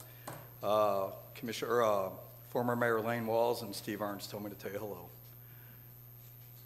I am retired Fire Rescue Captain Dan DeBrecht out of the city of Oakland Park. I've served 32 years. I came here tonight to thank you for the actions you have taken so far with firefighter Taylor. Sorry, his last name. Gabal, I believe. I got to meet him right before his surgery, and him and I share something in common. A year and a half ago, I was diagnosed with something very similar to what he has. I came in the firehouse to report for duty. When I walked in, my crew noticed I was acting in somewhat of an altered mental capacity. They called the battalion chief up. He came over, tried to talk me into going to the hospital. I refused. Next thing I know, the fire chief is in my office asking me the same thing. When I refused going to the hospital from him, he said, "I am sorry, I have no alternative. You are relieved of duty." At which point, and understand my state of mind at the time, I took my radio off, dropped it on the desk, and said, "I'm going to one-up you. I'll resign." He looked at me and said, "I do not accept your resignation, and you're still going to the hospital." At that point, one of our firemen walked over. He is in the folder I had to present to you. He's a very large individual. Put his arm around me and told me, "You're still going to the hospital, and we're going to stay with you until we find out what's going on." They took me to the hospital and notified the doctor, who was our medical director, that it was a stroke alert. When I got there, the doctor, our medical director, was out on the ramp waiting to greet us. He walked up, started talking to me. By the time we got into the emergency room, he looked at my guys and said, "This is not a stroke." The guy said, "That's good." He looked at them and said, "No, it's not." At that point, the fire chief notified the city manager of what was going on. They immediately sent me up for an MRI, and when I came back, our medical director was there, and he said, "We need to talk. You have a tumor in your head the size of a baseball, and what it is doing is herniating your brain at this point. I've given you a drug to try and stop the swelling. However, I can't guarantee it's going to work. I remember you're a paramedic, he gave me Decatron and said 50-50 it works. He said outside is your family, your wife and son, and about 25 firemen. I cannot find a surgeon in Broward County that will touch you. He said they all said this is not operable. However, there is one in Dade County that will. He said, we are working to get transportation to get you down there right now. At which point my fire chief said, no, you're not. We are taking them. He arranged to have my rescue crew from my station and my engine crew take me down. At that point, the city manager contacted our commissioners. One of our commissioners was on the board, is still on the board of U of M Medical. She made the biggest mistake in her political career. She told the members down there, give the firemen whatever they want. That led to 15 to 20 firemen being in the hospital the entire time during the day, and at least 5 at night staying by my bed. The surgeon told my wife there is a very good chance he will not make it through the surgery, and if he does, very good chance he'll be blind on a feeding tube or a vent the rest of his life. 18 hours later, I was in surgery. The city manager came down and sat with my wife throughout the whole time. What was supposed to be a 4-hour surgery turned into a 12.5 hour, at which point he gave my wife a card, said, I will be offended if I find out there's anything you need that I was not made aware of. He left. 2 days later, doctor came in and told me I was being released. Once again, the city arranged for a rescue truck and my engine company to come down and pick me up and take me back. It took me back to my house, put me in a recliner, which would be my bed for the next 3 weeks. 8 days later, the fire chief called my house and told my wife that our EMS chief will be there to pick me up in the morning to take me down to U of M to get the staples taken out. She told him, no, it's not necessary, I can take him down. He said, she is going to follow you down then and follow you back, so you might as well let her take you. She did. Roughly 2.5, 3 months later, I was allowed to go back to light duty. The doctor felt it would be great stimulation mentally and would help my recovery. Please understand I had to learn how to walk again, basically how to talk, all the basic skills I had forgotten. I cannot express enough how great our fire chief was. He sent my honor guard to the house on 9/11. He would continually take me out to lunch with other chiefs. He is the one, not our union, he is the one that put me in for the firefighter cancer bill with the city manager's direction. That's very important because at the time the city of Oakland Park did not carry the insurance policy that many cities carry in case they have to go under. What that means is the city of Oakland Park was on the hook for everything. The city of Oakland Park passed my cancer bill and got it through the League of Cities and through all legal channels inside of 3.5 weeks. That is pretty much unheard of. When I was brought back to duty for light duty, the fire chief gave me numerous assignments, kept me busy. It was incredibly helpful in my recovery. On December 14th, I had my next visit. The MRI looked good, still no new cancer. What was left of the tumor was not growing. The doctor gave me approval at that point to go back to regular duty. That was my goal. I had told all the firemen I retire at the end of April. I will make it back on duty. That was an incredible driving force in my recovery. I gave the letter to the chief. The chief looked at me and said, I need a favor from you. Not that you owe me one. Not that you owe the city anything. Would you please give us 4.5 to 6 weeks on light duty and continue it? I made a horrible mistake. I told him, no, I won't. And he, at that point, closed his briefcase, walked out of his office, and went home. I knew I had offended him at that point. Next morning, I walked into his office, asked him if the offer still stood. He said it did, and I accepted another month on light duty, at which point he put me in charge of training of our new probationary firefighters, something I would love to have done. I went back to regular duty at the very end of February. March 3rd, actually, was I was assigned back. March 3rd was my first duty day. I worked at that point. My first call, which is one you'll see in the photos, was a very involved extrication on I-95. I finished my career working 3 of those shifts as chief, battalion chief, operating numerous large-scale incidents. On April 29th, I achieved my goal and I retired on my feet and on regular duty. I tell you this for one reason. Were it not for the assistance that the City of Oakland Park extended to me, all the aid, going out of their way to make sure I had everything I need, I would not have recovered the way I did. Knowing I had that driving force in back of me was monumental. And I might add, at the time that I went into surgery and when our city manager came and sat with my wife, 2 months prior to that, they had imposed a contract on us and there was some bad feelings between the two. In my opinion, that is a definition of a class act. In closing, I would just like to thank you again for all that you have done for this young man. Please keep in mind, his sole desire at this point is to come back and be a servant to the residents of this city. I thank you again for your time. May God continue to be good for you. Thank you.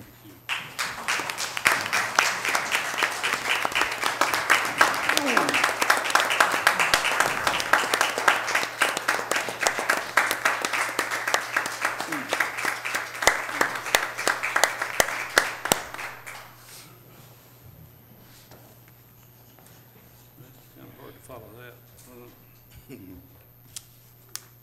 Okay. All right, I think that's all the comments from the citizens I had. So we're going to go to. I'm sorry, Mayor. I do have a call-in. I'm going to read that one. You talking about the one about the food thing? Yes. I'm going to read it. Okay. In my comments section. Got it. Okay.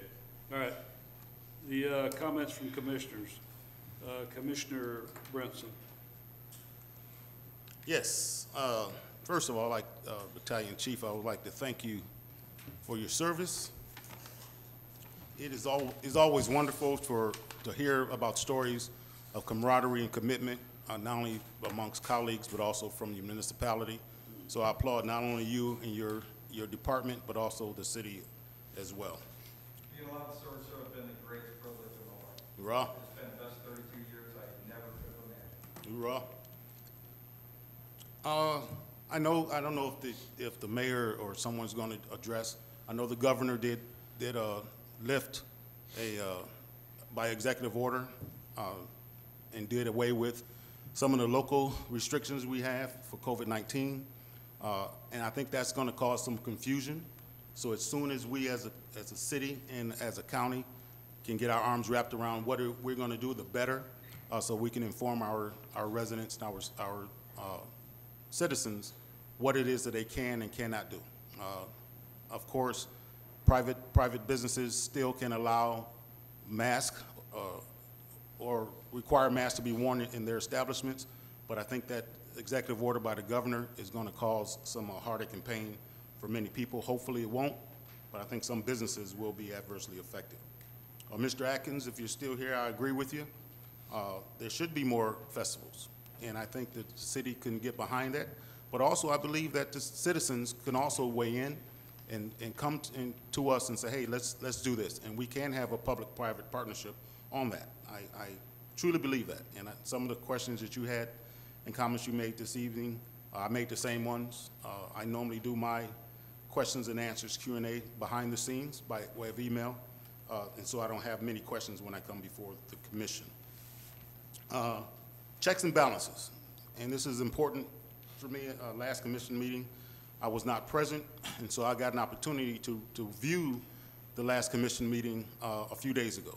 And as I'm viewing the commission meeting, I'm yelling at the TV, hopeful that my words can transcend time and go backwards and whispering in the ears of those on this commission. That is not the case. And I'm referring specifically to the charter regarding the appointments and terminations of employees in the city of Ocoee. I think everyone who's heard this before understands that the city manager here in the city of Ocoee is responsible for the termination and hiring of people in the city of Ocoee. However, the charter is clear. It does not restrict any member of this commission from speaking with the city manager regarding those terminations and or those hiring. And I will read to you what the city charter reads. It reads appointments and removals. This is in section C-12 under prohibitions. Paragraph B is what I'm going to be reading. Appointments and removals, except as otherwise provided in this charter and under the laws of Florida, and except in inquiries and investigations into the affairs of the city, no member of the city commission shall in any way deal with or dictate the appointment or removal of any city officer or employees who are under the subject supervision and control of the city manager. That's what I just mentioned.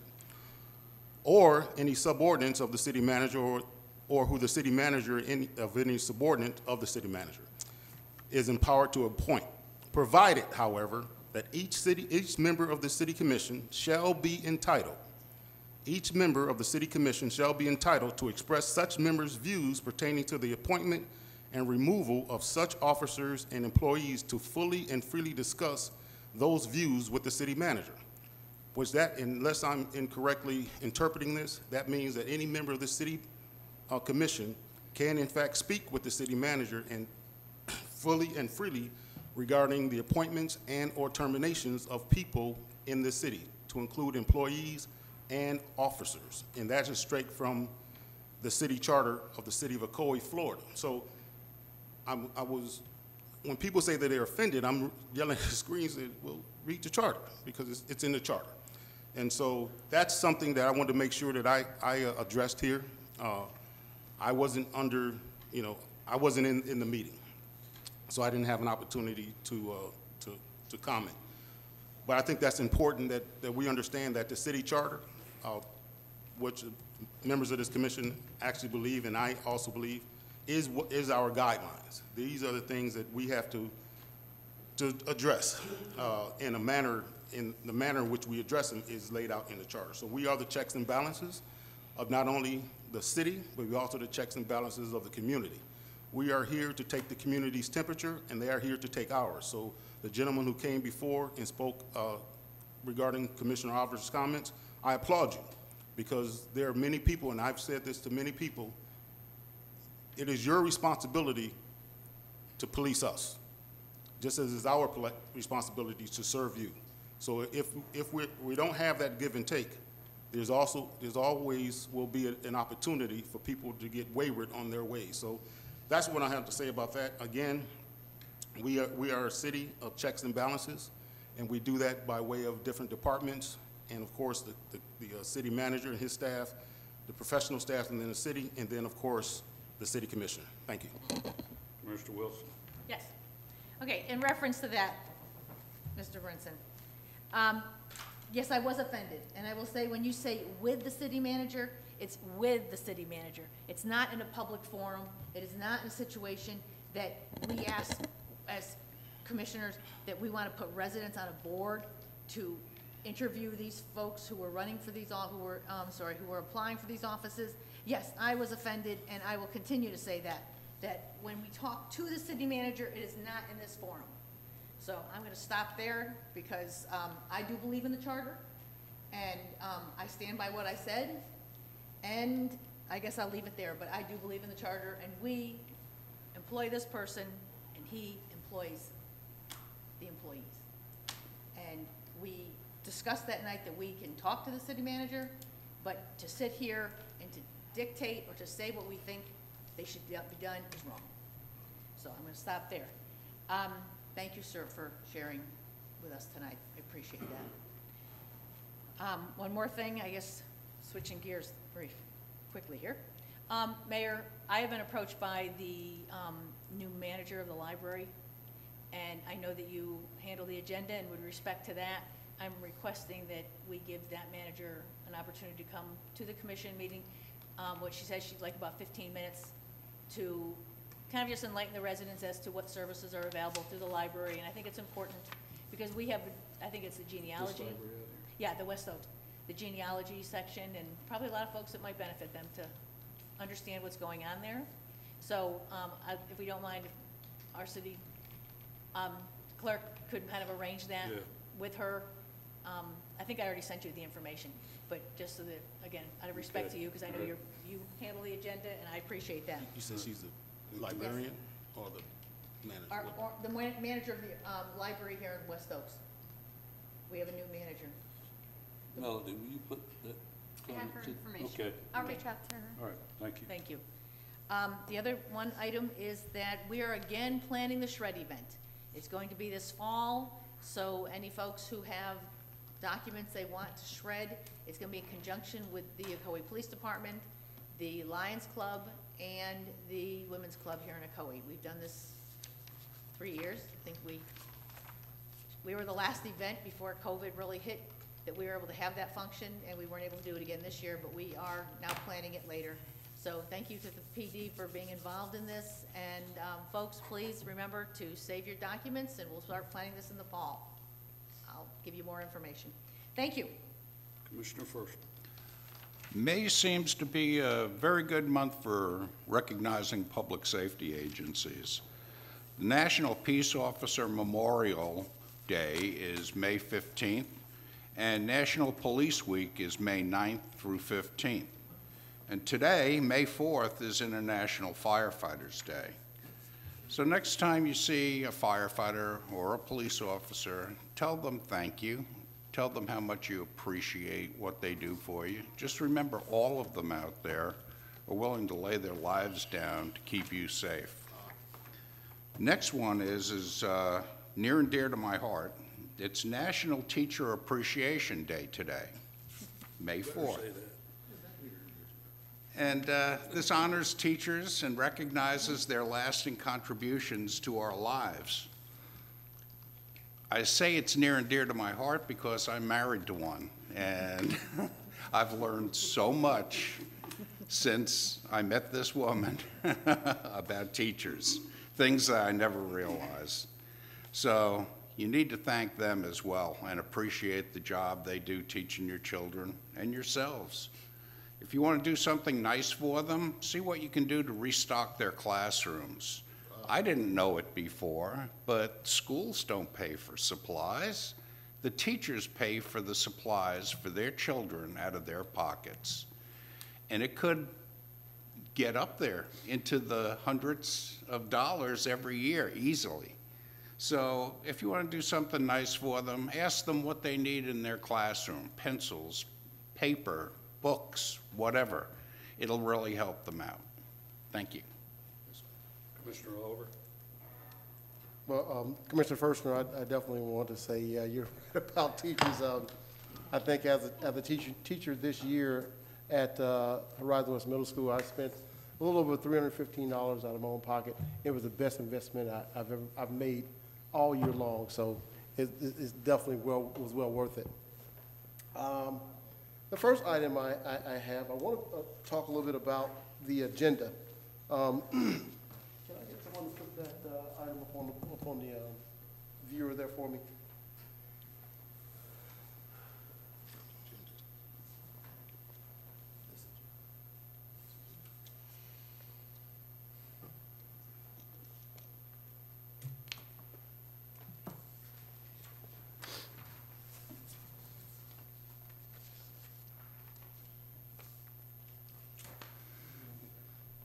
Mr. Oliver, did you want to, the mayor stepped out of the room. Oh, you want me to hand it out? Yes. Did you want to go on to another subject, and if it's regarding the agenda, Yeah, come he's back? supposed to be on the overhead Come back projector when thing there. he, if you want to discuss the agenda, come back to him. How long do you think it's going to take to get that up there? But there we go.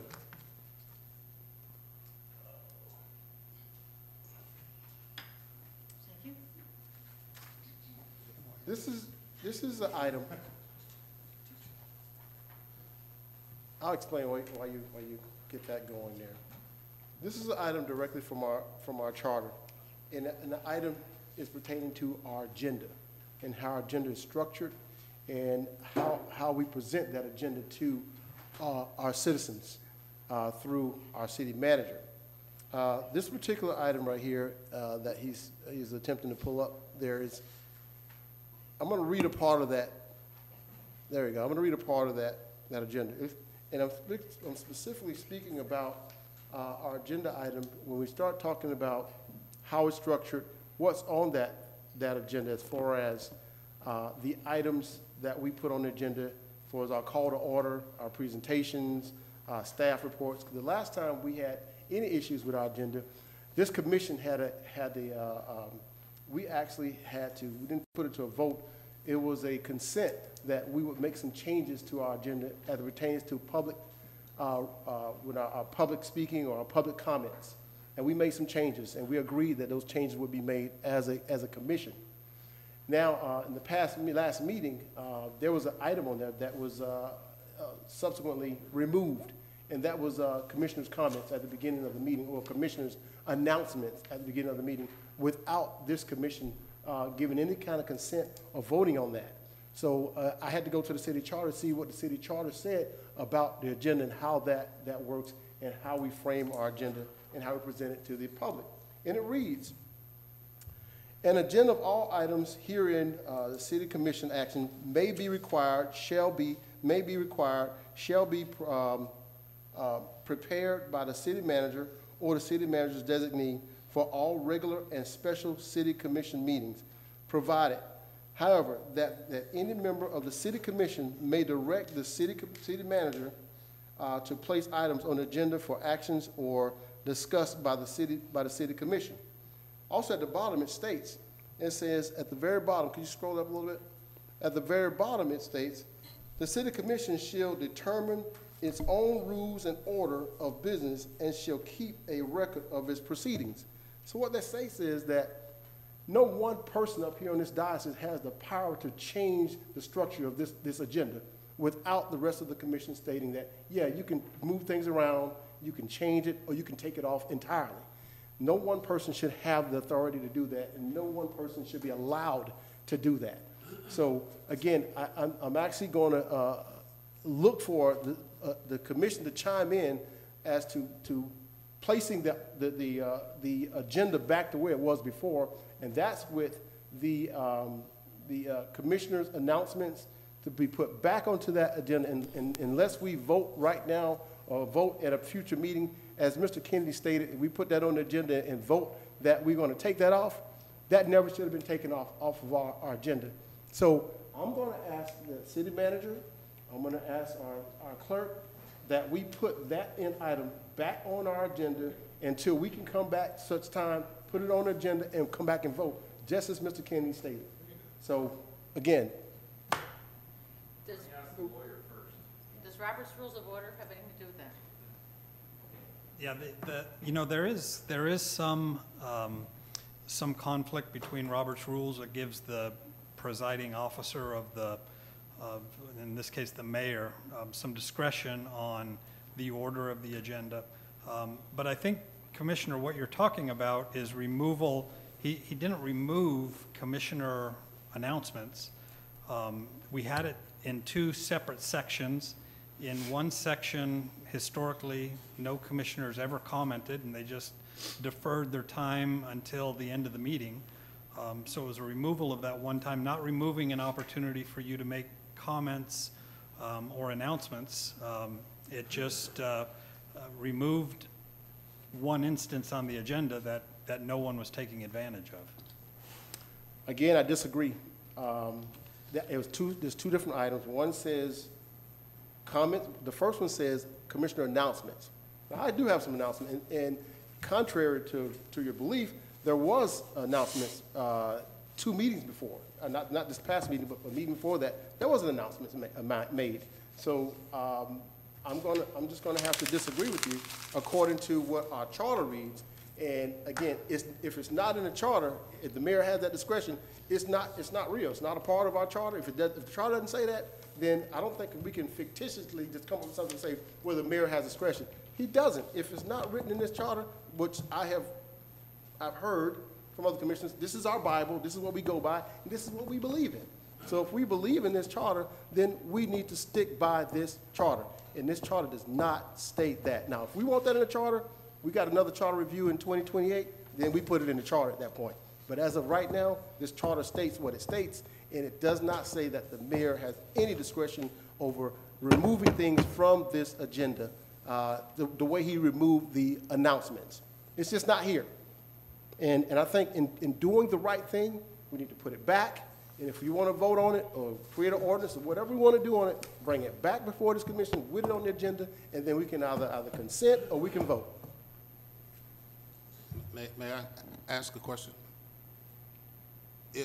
If there is a conflict between Robert's rules and this charter, which prevails? There's not a conflict per se. There's nothing in the charter that says you have to have commissioner announcements, you have to have any set order in the agenda. As long as we're discussing matters on the agenda that are that we are approving matters that are on the agenda, and we have an opportunity for commissioners to speak, and we have an opportunity for the public to speak, I think we're meeting the code, we're meeting the charter, we're meeting a state law. I think there's discretion in the mayor in the order of which things are presented on the agenda, just following Robert's rules. The charter, I think contrary to what you're indicating, doesn't spell out the order of those items, and I think that's where there's some discretion on the part of the mayor as to the order of how things are addressed for the commission.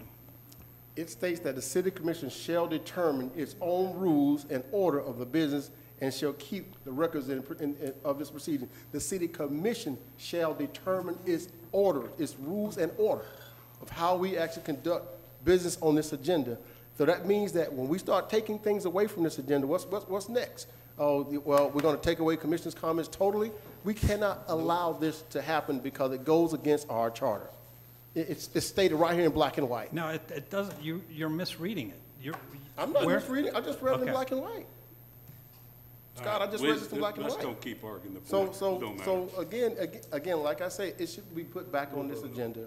And then if we want to vote to remove it, I think we should, because see, we've already set a precedence. Because the last time we dealt with this issue, it was dealing with public comment, and we came together as a commission, and we came to a consensus that we will move things around when it pertains to public comment, and it was okay. We all agreed on it. And now there's all of a sudden a problem when one person takes it away from the charter, or takes it away from our agenda, and no one says anything about it. But now I'm saying something about it. There seems to be a problem now, because we've already set that precedence. So what's the problem? There shouldn't be a problem at all. It should be very simple. Let's just put it back on there. If we need to vote on it, we vote on it. And it goes away, and we all agree, and we move on. It's just that simple. It's nothing complicated about it. Well, I'll make a comment while you're talking. We're going to keep talking about that issue. I'll make a comment. I did take it off because nobody made any announcements. If you want to make the announcements, then you say it. Nobody made announcements. We have announcements twice. We had it at the end. So I did do that. And if we have to at the next meeting, we can vote on it. But it won't be at this meeting. And I don't have a problem with it being voted. I don't have a problem with it being voted on. But I will tell you that sitting here every night listening to certain people want to talk. You want to talk 40 minutes, 30 minutes, we got the same amount of time to do it right there where it says comments from commissioners. And I'm not going to argue that. There's one there. There's no use having two. So I'm not going to get into an argument about it. I'm not going to squabble and spend 30 minutes talking about the same issue. We will talk about it at the next commission meeting. If we want to get it, the city manager can check with the commissioners. They want to put it on for a vote, we'll vote on it.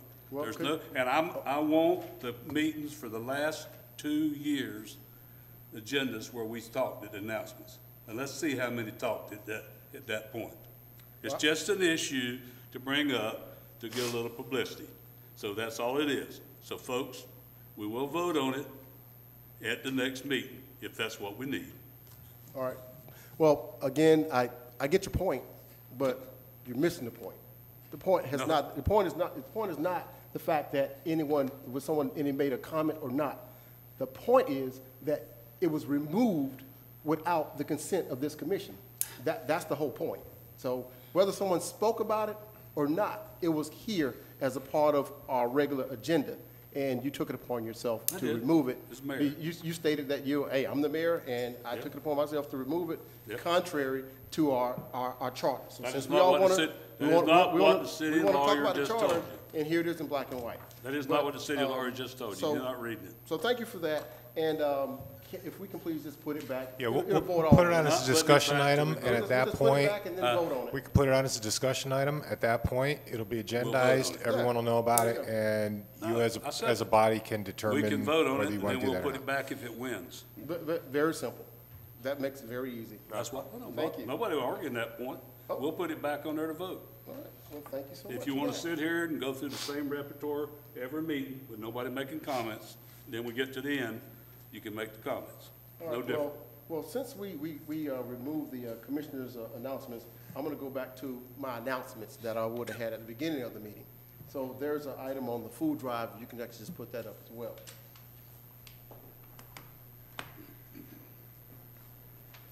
John, it's on the desktop, on the computer. That's on the desktop? Yes.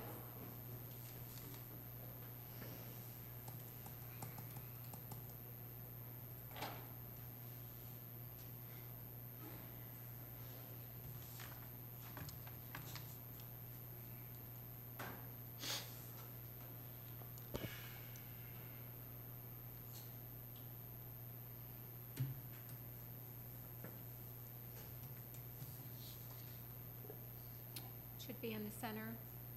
Yep.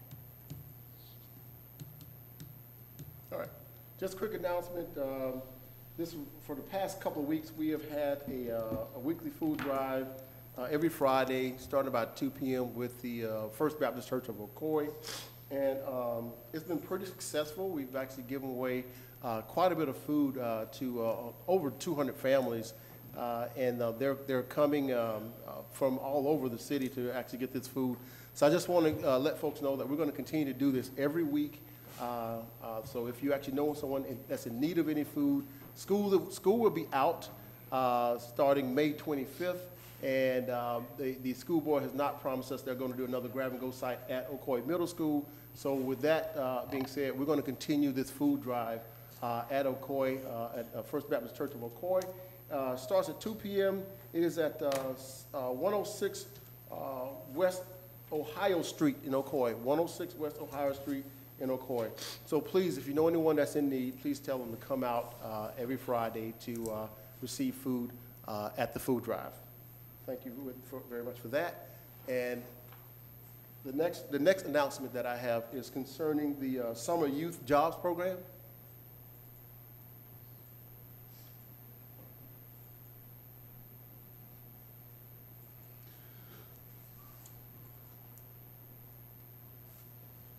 The Summer Youth Job Program is a program that we have in the past partnered with CareerSource. This year's program is twofold. As you heard Mr. Lights, he spoke before the commission last meeting, and we're in full swing on the program right now. There's two parts to it. You have an Explorers program. The Explorers program is for youth that are ages 15 through 19. There's earning incentives for that. So these are students that are interested in going to college. This program, not only they're able to earn incentives, but they're able to visit Central Florida colleges, technical schools, and universities throughout the summer for the next 4 to 5 weeks. This program will be available to any Ocoee high school student, ages 15 through 19. We will post the link to that particular program on the city's website and Facebook page. They can go out and click on the link and sign up for that program. So it gives you the opportunity to visit all the colleges and universities in Central Florida throughout the summer to determine, look at some of the different programs they have, determine if you're interested in certain career paths as you go off to college. The second part is the Experience Program. The Experience Program is a summer jobs program. That is for students that are ages 16 through 19. You can earn wages while working with prominent businesses in the area. They work up to 30 hours a week for 5 weeks in the summer. If there's opportunities for any businesses that want to bring these students on board, you can actually bring, I'm going to post a website as well on the city's website and the Facebook page. And if there's any businesses out there that want to employ some of these high school age students, you can do so. And keep in mind that you don't have to pay any wages. The wages are paid, the insurances are all paid for these guys, and the only thing you have to do is just welcome in. We've actually had this program in the city a couple of years ago where we had students working in City Hall, doing different work in different departments, and it was a very highly successful program. We're trying to bring that back as the businesses are opening their doors to these students. So again, if you want any information about these particular programs, you can contact City Hall at 407-905-3112 and ask about the Summer Jobs Program, the Experience Program, or the Explorer Program. And we'd be more than happy to give you more information about those two programs. One of the other things I wanted to kind of comment on is the governor's executive order to kind of relax some of our social distancing, going from 6 feet to 3 feet, and also the removal of masks in certain situations for some of the government entities and organizations. One of the things that I have noticed since we've kind of shrink wrapped our chairs in here and observed our social distancing is the fact that we have many folks that go to that podium one after another, and no one's wiping the microphone down. No one's wiping the podium off. So that's one of the things that we might want to start looking at if we want to continue to maintain the social distancing and the safety of the citizens with the shrink wrapping of the chairs. We also might want to start wiping down those microphones as each individual comes to that podium, as well as the podium itself between speakers. So that's something hopefully that we can get the staff to look at. If we're going to do it that way, we need to make sure that we cover all bases. Also, another thing that we talked about bringing back to the commission is the youth jobs to the city.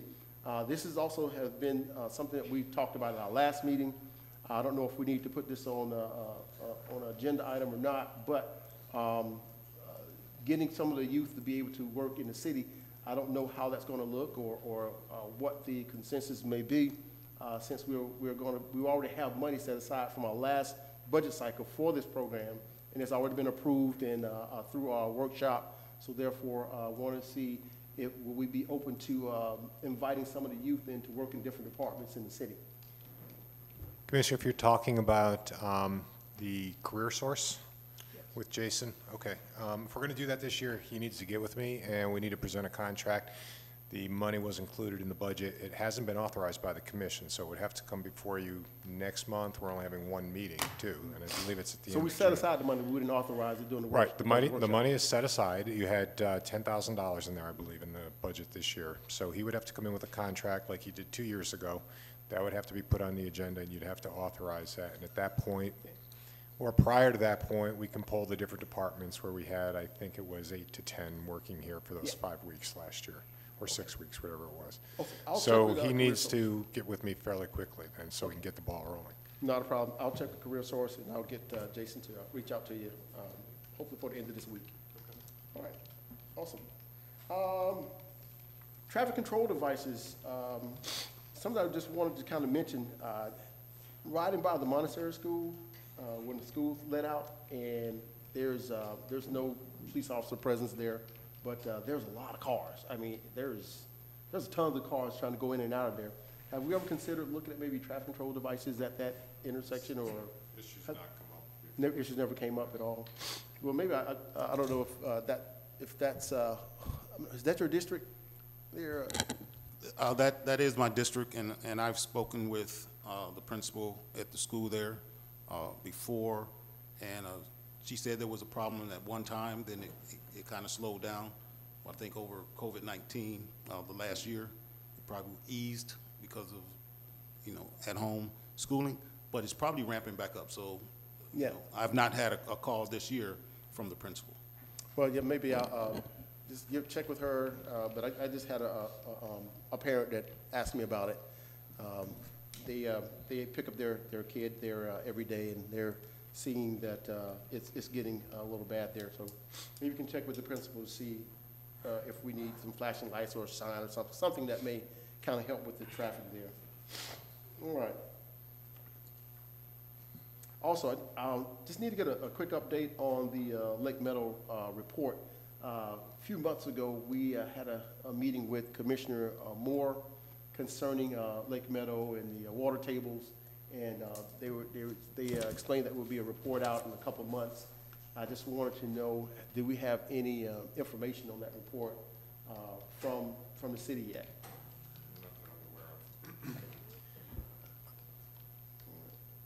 All right, I'll circle back with you on that one. And are there updates on the sidewalk and the lights on Ingham Road? I don't think Mr. Krug is here this evening. He's the one who would have that information. Oh, he left already. He's already left. I don't know if he was in today or not, but. I saw him in the back Oh, earlier. okay, he may be here. If he's here, Steve, come on out. Who? Steve is not here. Okay, so Steve is not here. Okay. That's correct. I'll check. I'll check. I think it was, the issue was Duke getting their, the power poles in for the street lights prior to the sidewalk going in. So I know there was some delay on that. I did have Duke in my office. I know they've made contact with all of you about the franchise renewal. One of the things we did talk to them about was the importance of getting those lights in and getting that work done so we get the sidewalk in. So they get it. And as soon as they put the poles in, I don't believe it would take too long to mobilize and get that sidewalk put in. Okay, awesome. But Duke is the reason that it's taking a long time right now. Okay. I met with Duke Energy a couple of weeks ago, and they said they had a plan in place to get the power down the road. They were going to reach out to the city to discuss that plan. So I guess they would probably have spoken to Steve about that. So I just need to speak with Steve or get some input on that. As the citizens that live along Ingham Road, they are anxiously awaiting some lights and sidewalks, and they want to know. And again, I can't call every last one of them, but they can always tune in and hear what's going on in this commission meeting to find out where we are with that particular project. So not to beat a dead horse, it's just the fact that I can't call every citizen that contacts me about that project. I can only tell them to tune in on the commission meeting where they can get an update about it, and I'll bring it up during the commission meeting. So if it sounds like I'm beating a dead horse, I apologize. I just want to make sure that I'm informing the citizens that's asking about these particular projects. All right, but that's fine. I'll get with Steve. And I can actually speak to that somewhat also, too. Steve is awaiting a start date from Duke Energy, and just for the record, I actually have a monthly meeting with Duke Energy to go over all the projects that they have going on in the city, and we've made that very clear that it's a priority to us. So I know Steve is ramped up and ready to go as soon as possible. So we are still waiting on Duke. And on the Lake Meadow issue, I know Steve and Richard Campanelli, the city engineer, are working with the county, and I believe they have a call coming up to talk about Lake Meadow as a follow-up to that meeting that occurred with the commissioner. Okay, awesome. Thank you so much, Craig. And also, I just wanted to address, I know Commissioner Brinson had covered that issue with the charter. I actually had a copy of that information here as well that he actually read. I had this information concerning the charter, and again, when I spoke the last meeting, I was actually speaking from this charter that allowed the city commissioners to be entitled to speak to the city manager about processes. And what I was simply asking for was, the meeting before that Mr. Kennedy you spoke about was, I was asking for a report as to how the process looks. In the interest of transparency, again, as I mentioned, I get these calls, I get these text messages and emails, and again, I try to respond to them as many as I can, as quickly as I can, but sometimes it's easier for us to be able to speak about these things in accordance with the charter to get information out to the citizens. Didn't ask for, well, I just wanted a report, and I thought I had to get a consensus of vote just to get that report. So I could have just asked them for it. Yeah, please. Yes. Would you characterize that? Yep. Yeah, I got to go.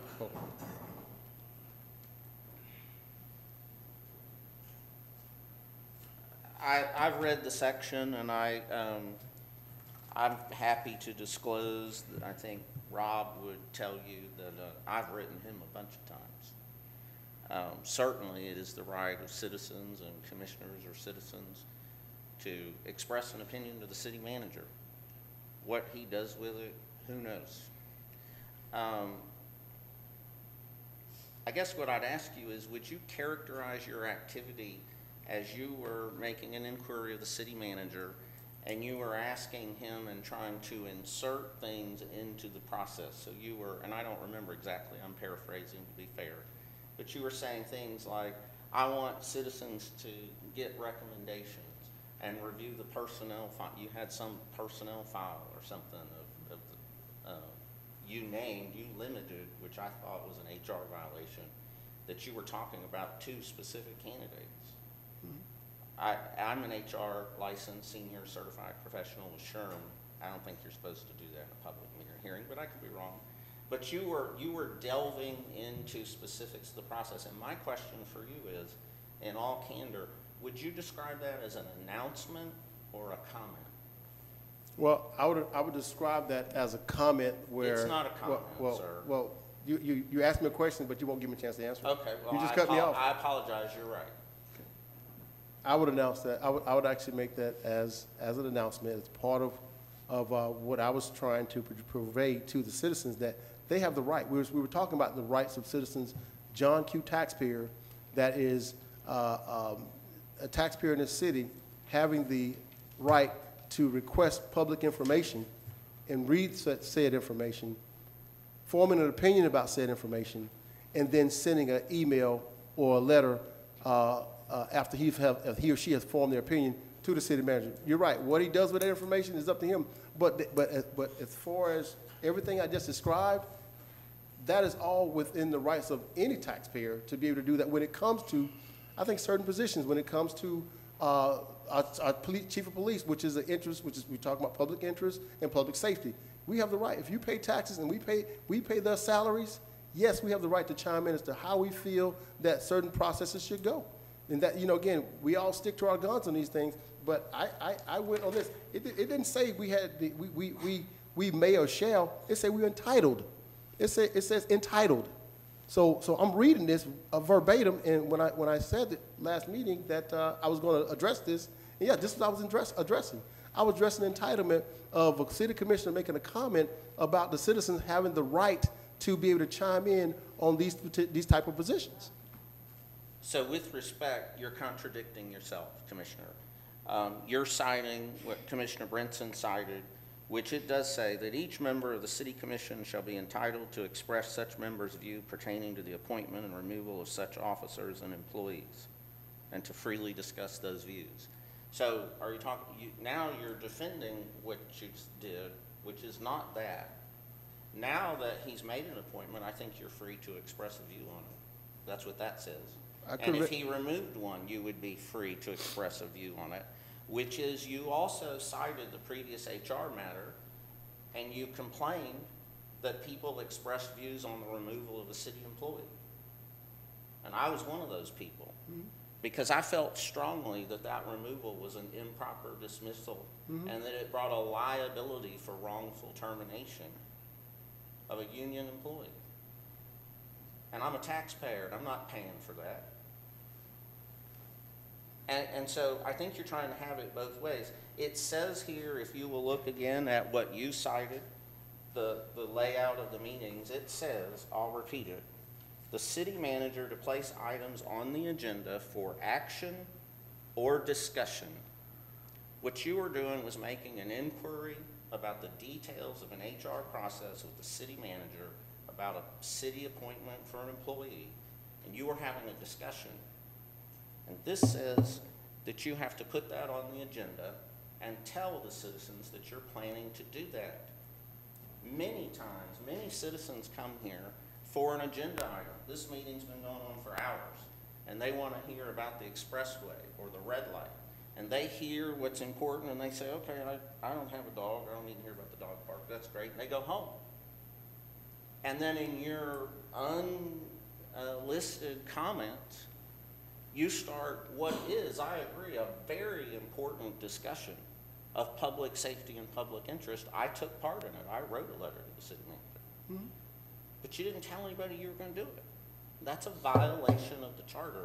And this section that you're quoting that says you're entitled to make a comment about the appointment doesn't say you're allowed to inquire about the process and suggest processes.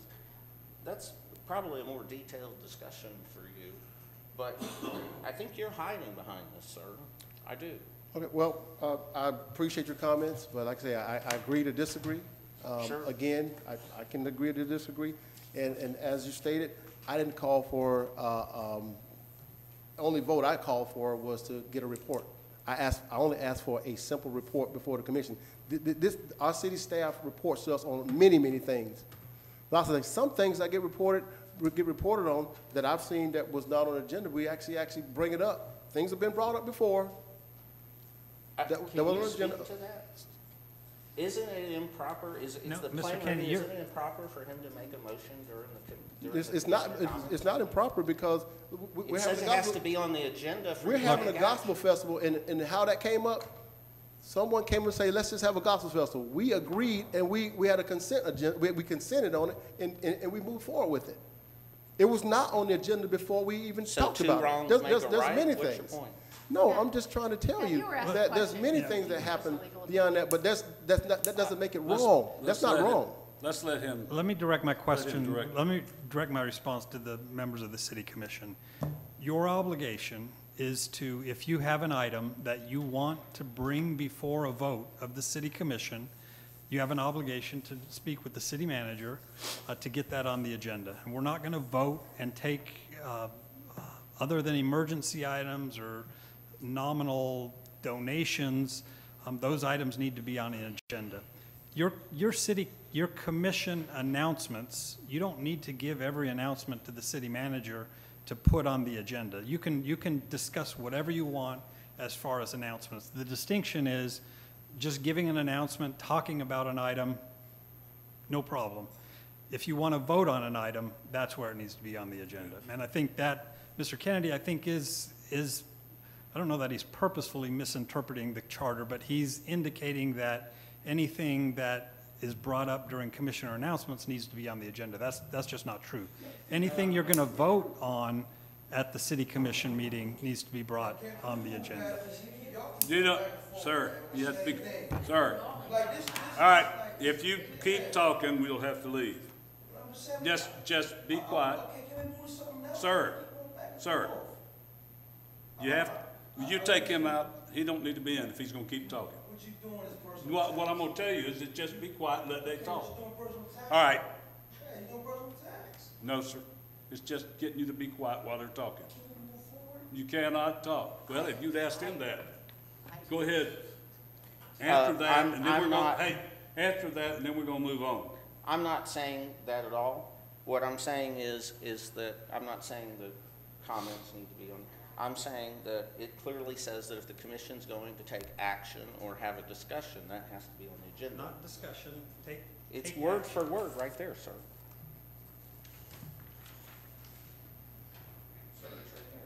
For action or discussion by the city commission, such agenda.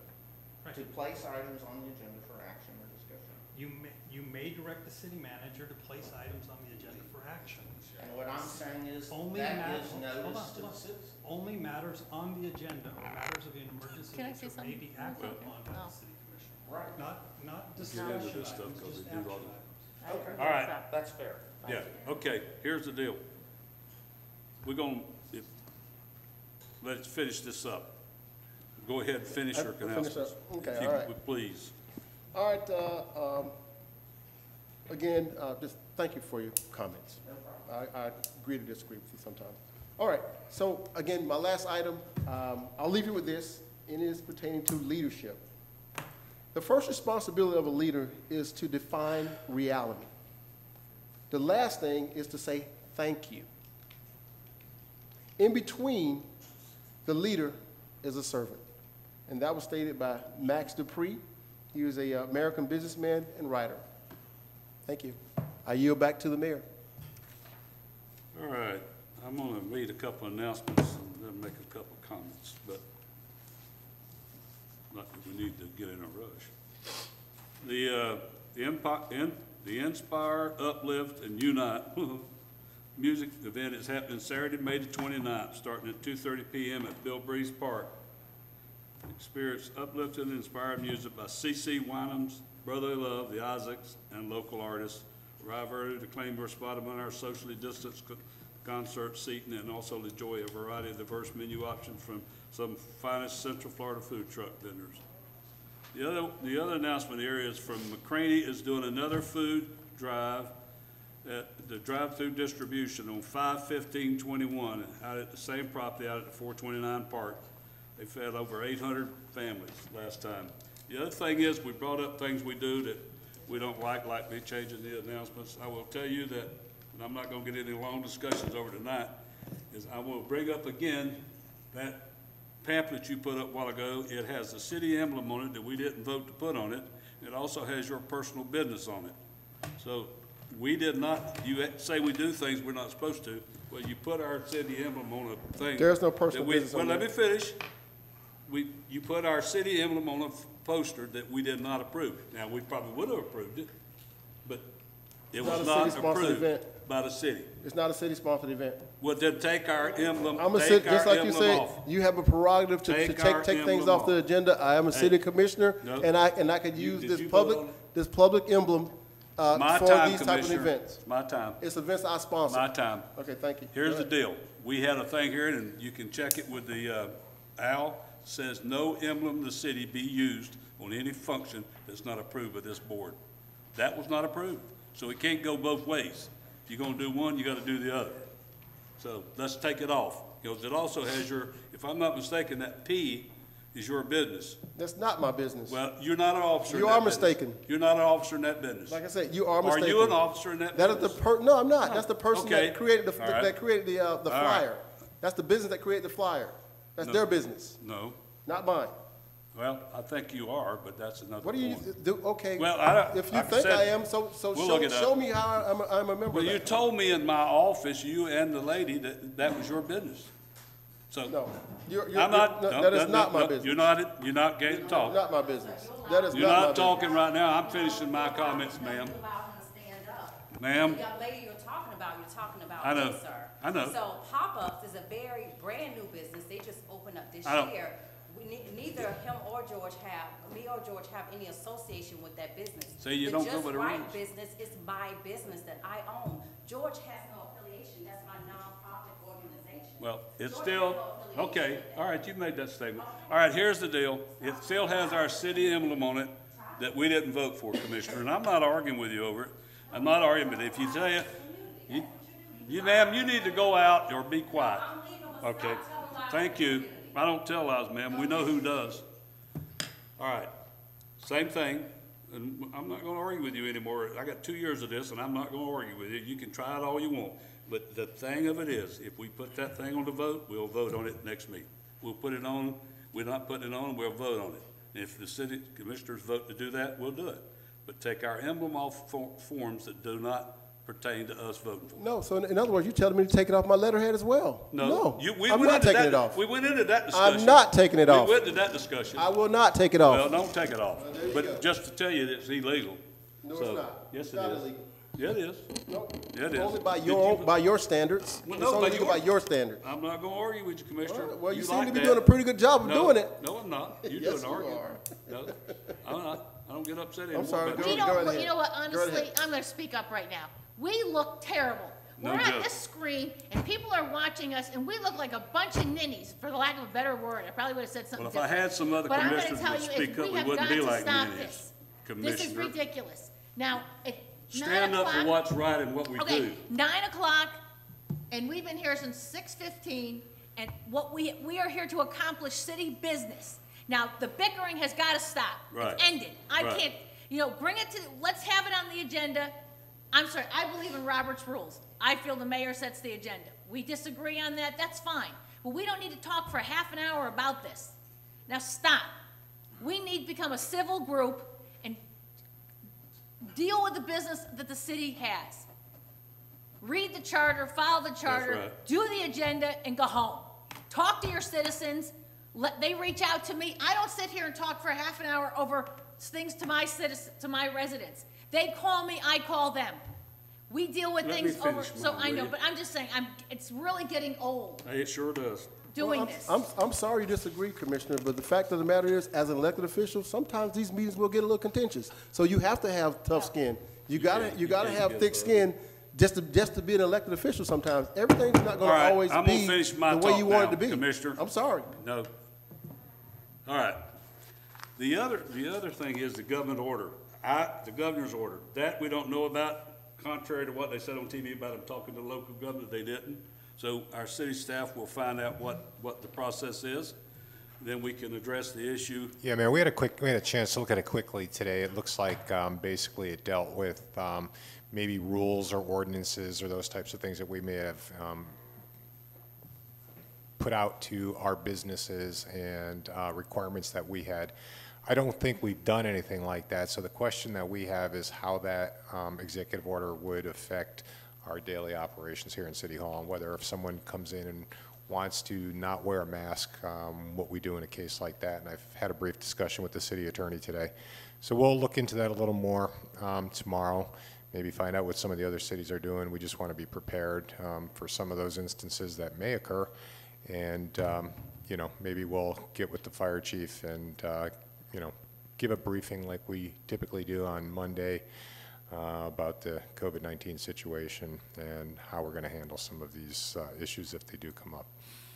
But mostly it looks like the COVID-19 rules that some cities have put upon their businesses, which we didn't really do any of those. So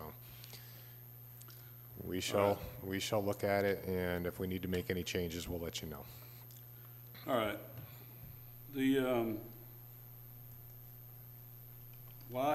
I'm gonna make a quote here. Seems like quotes are the thing nowadays. Alexander Hamilton. Why has government been instituted at all? Because the passions of men will not conform to the dictates of reason and justice without constraint.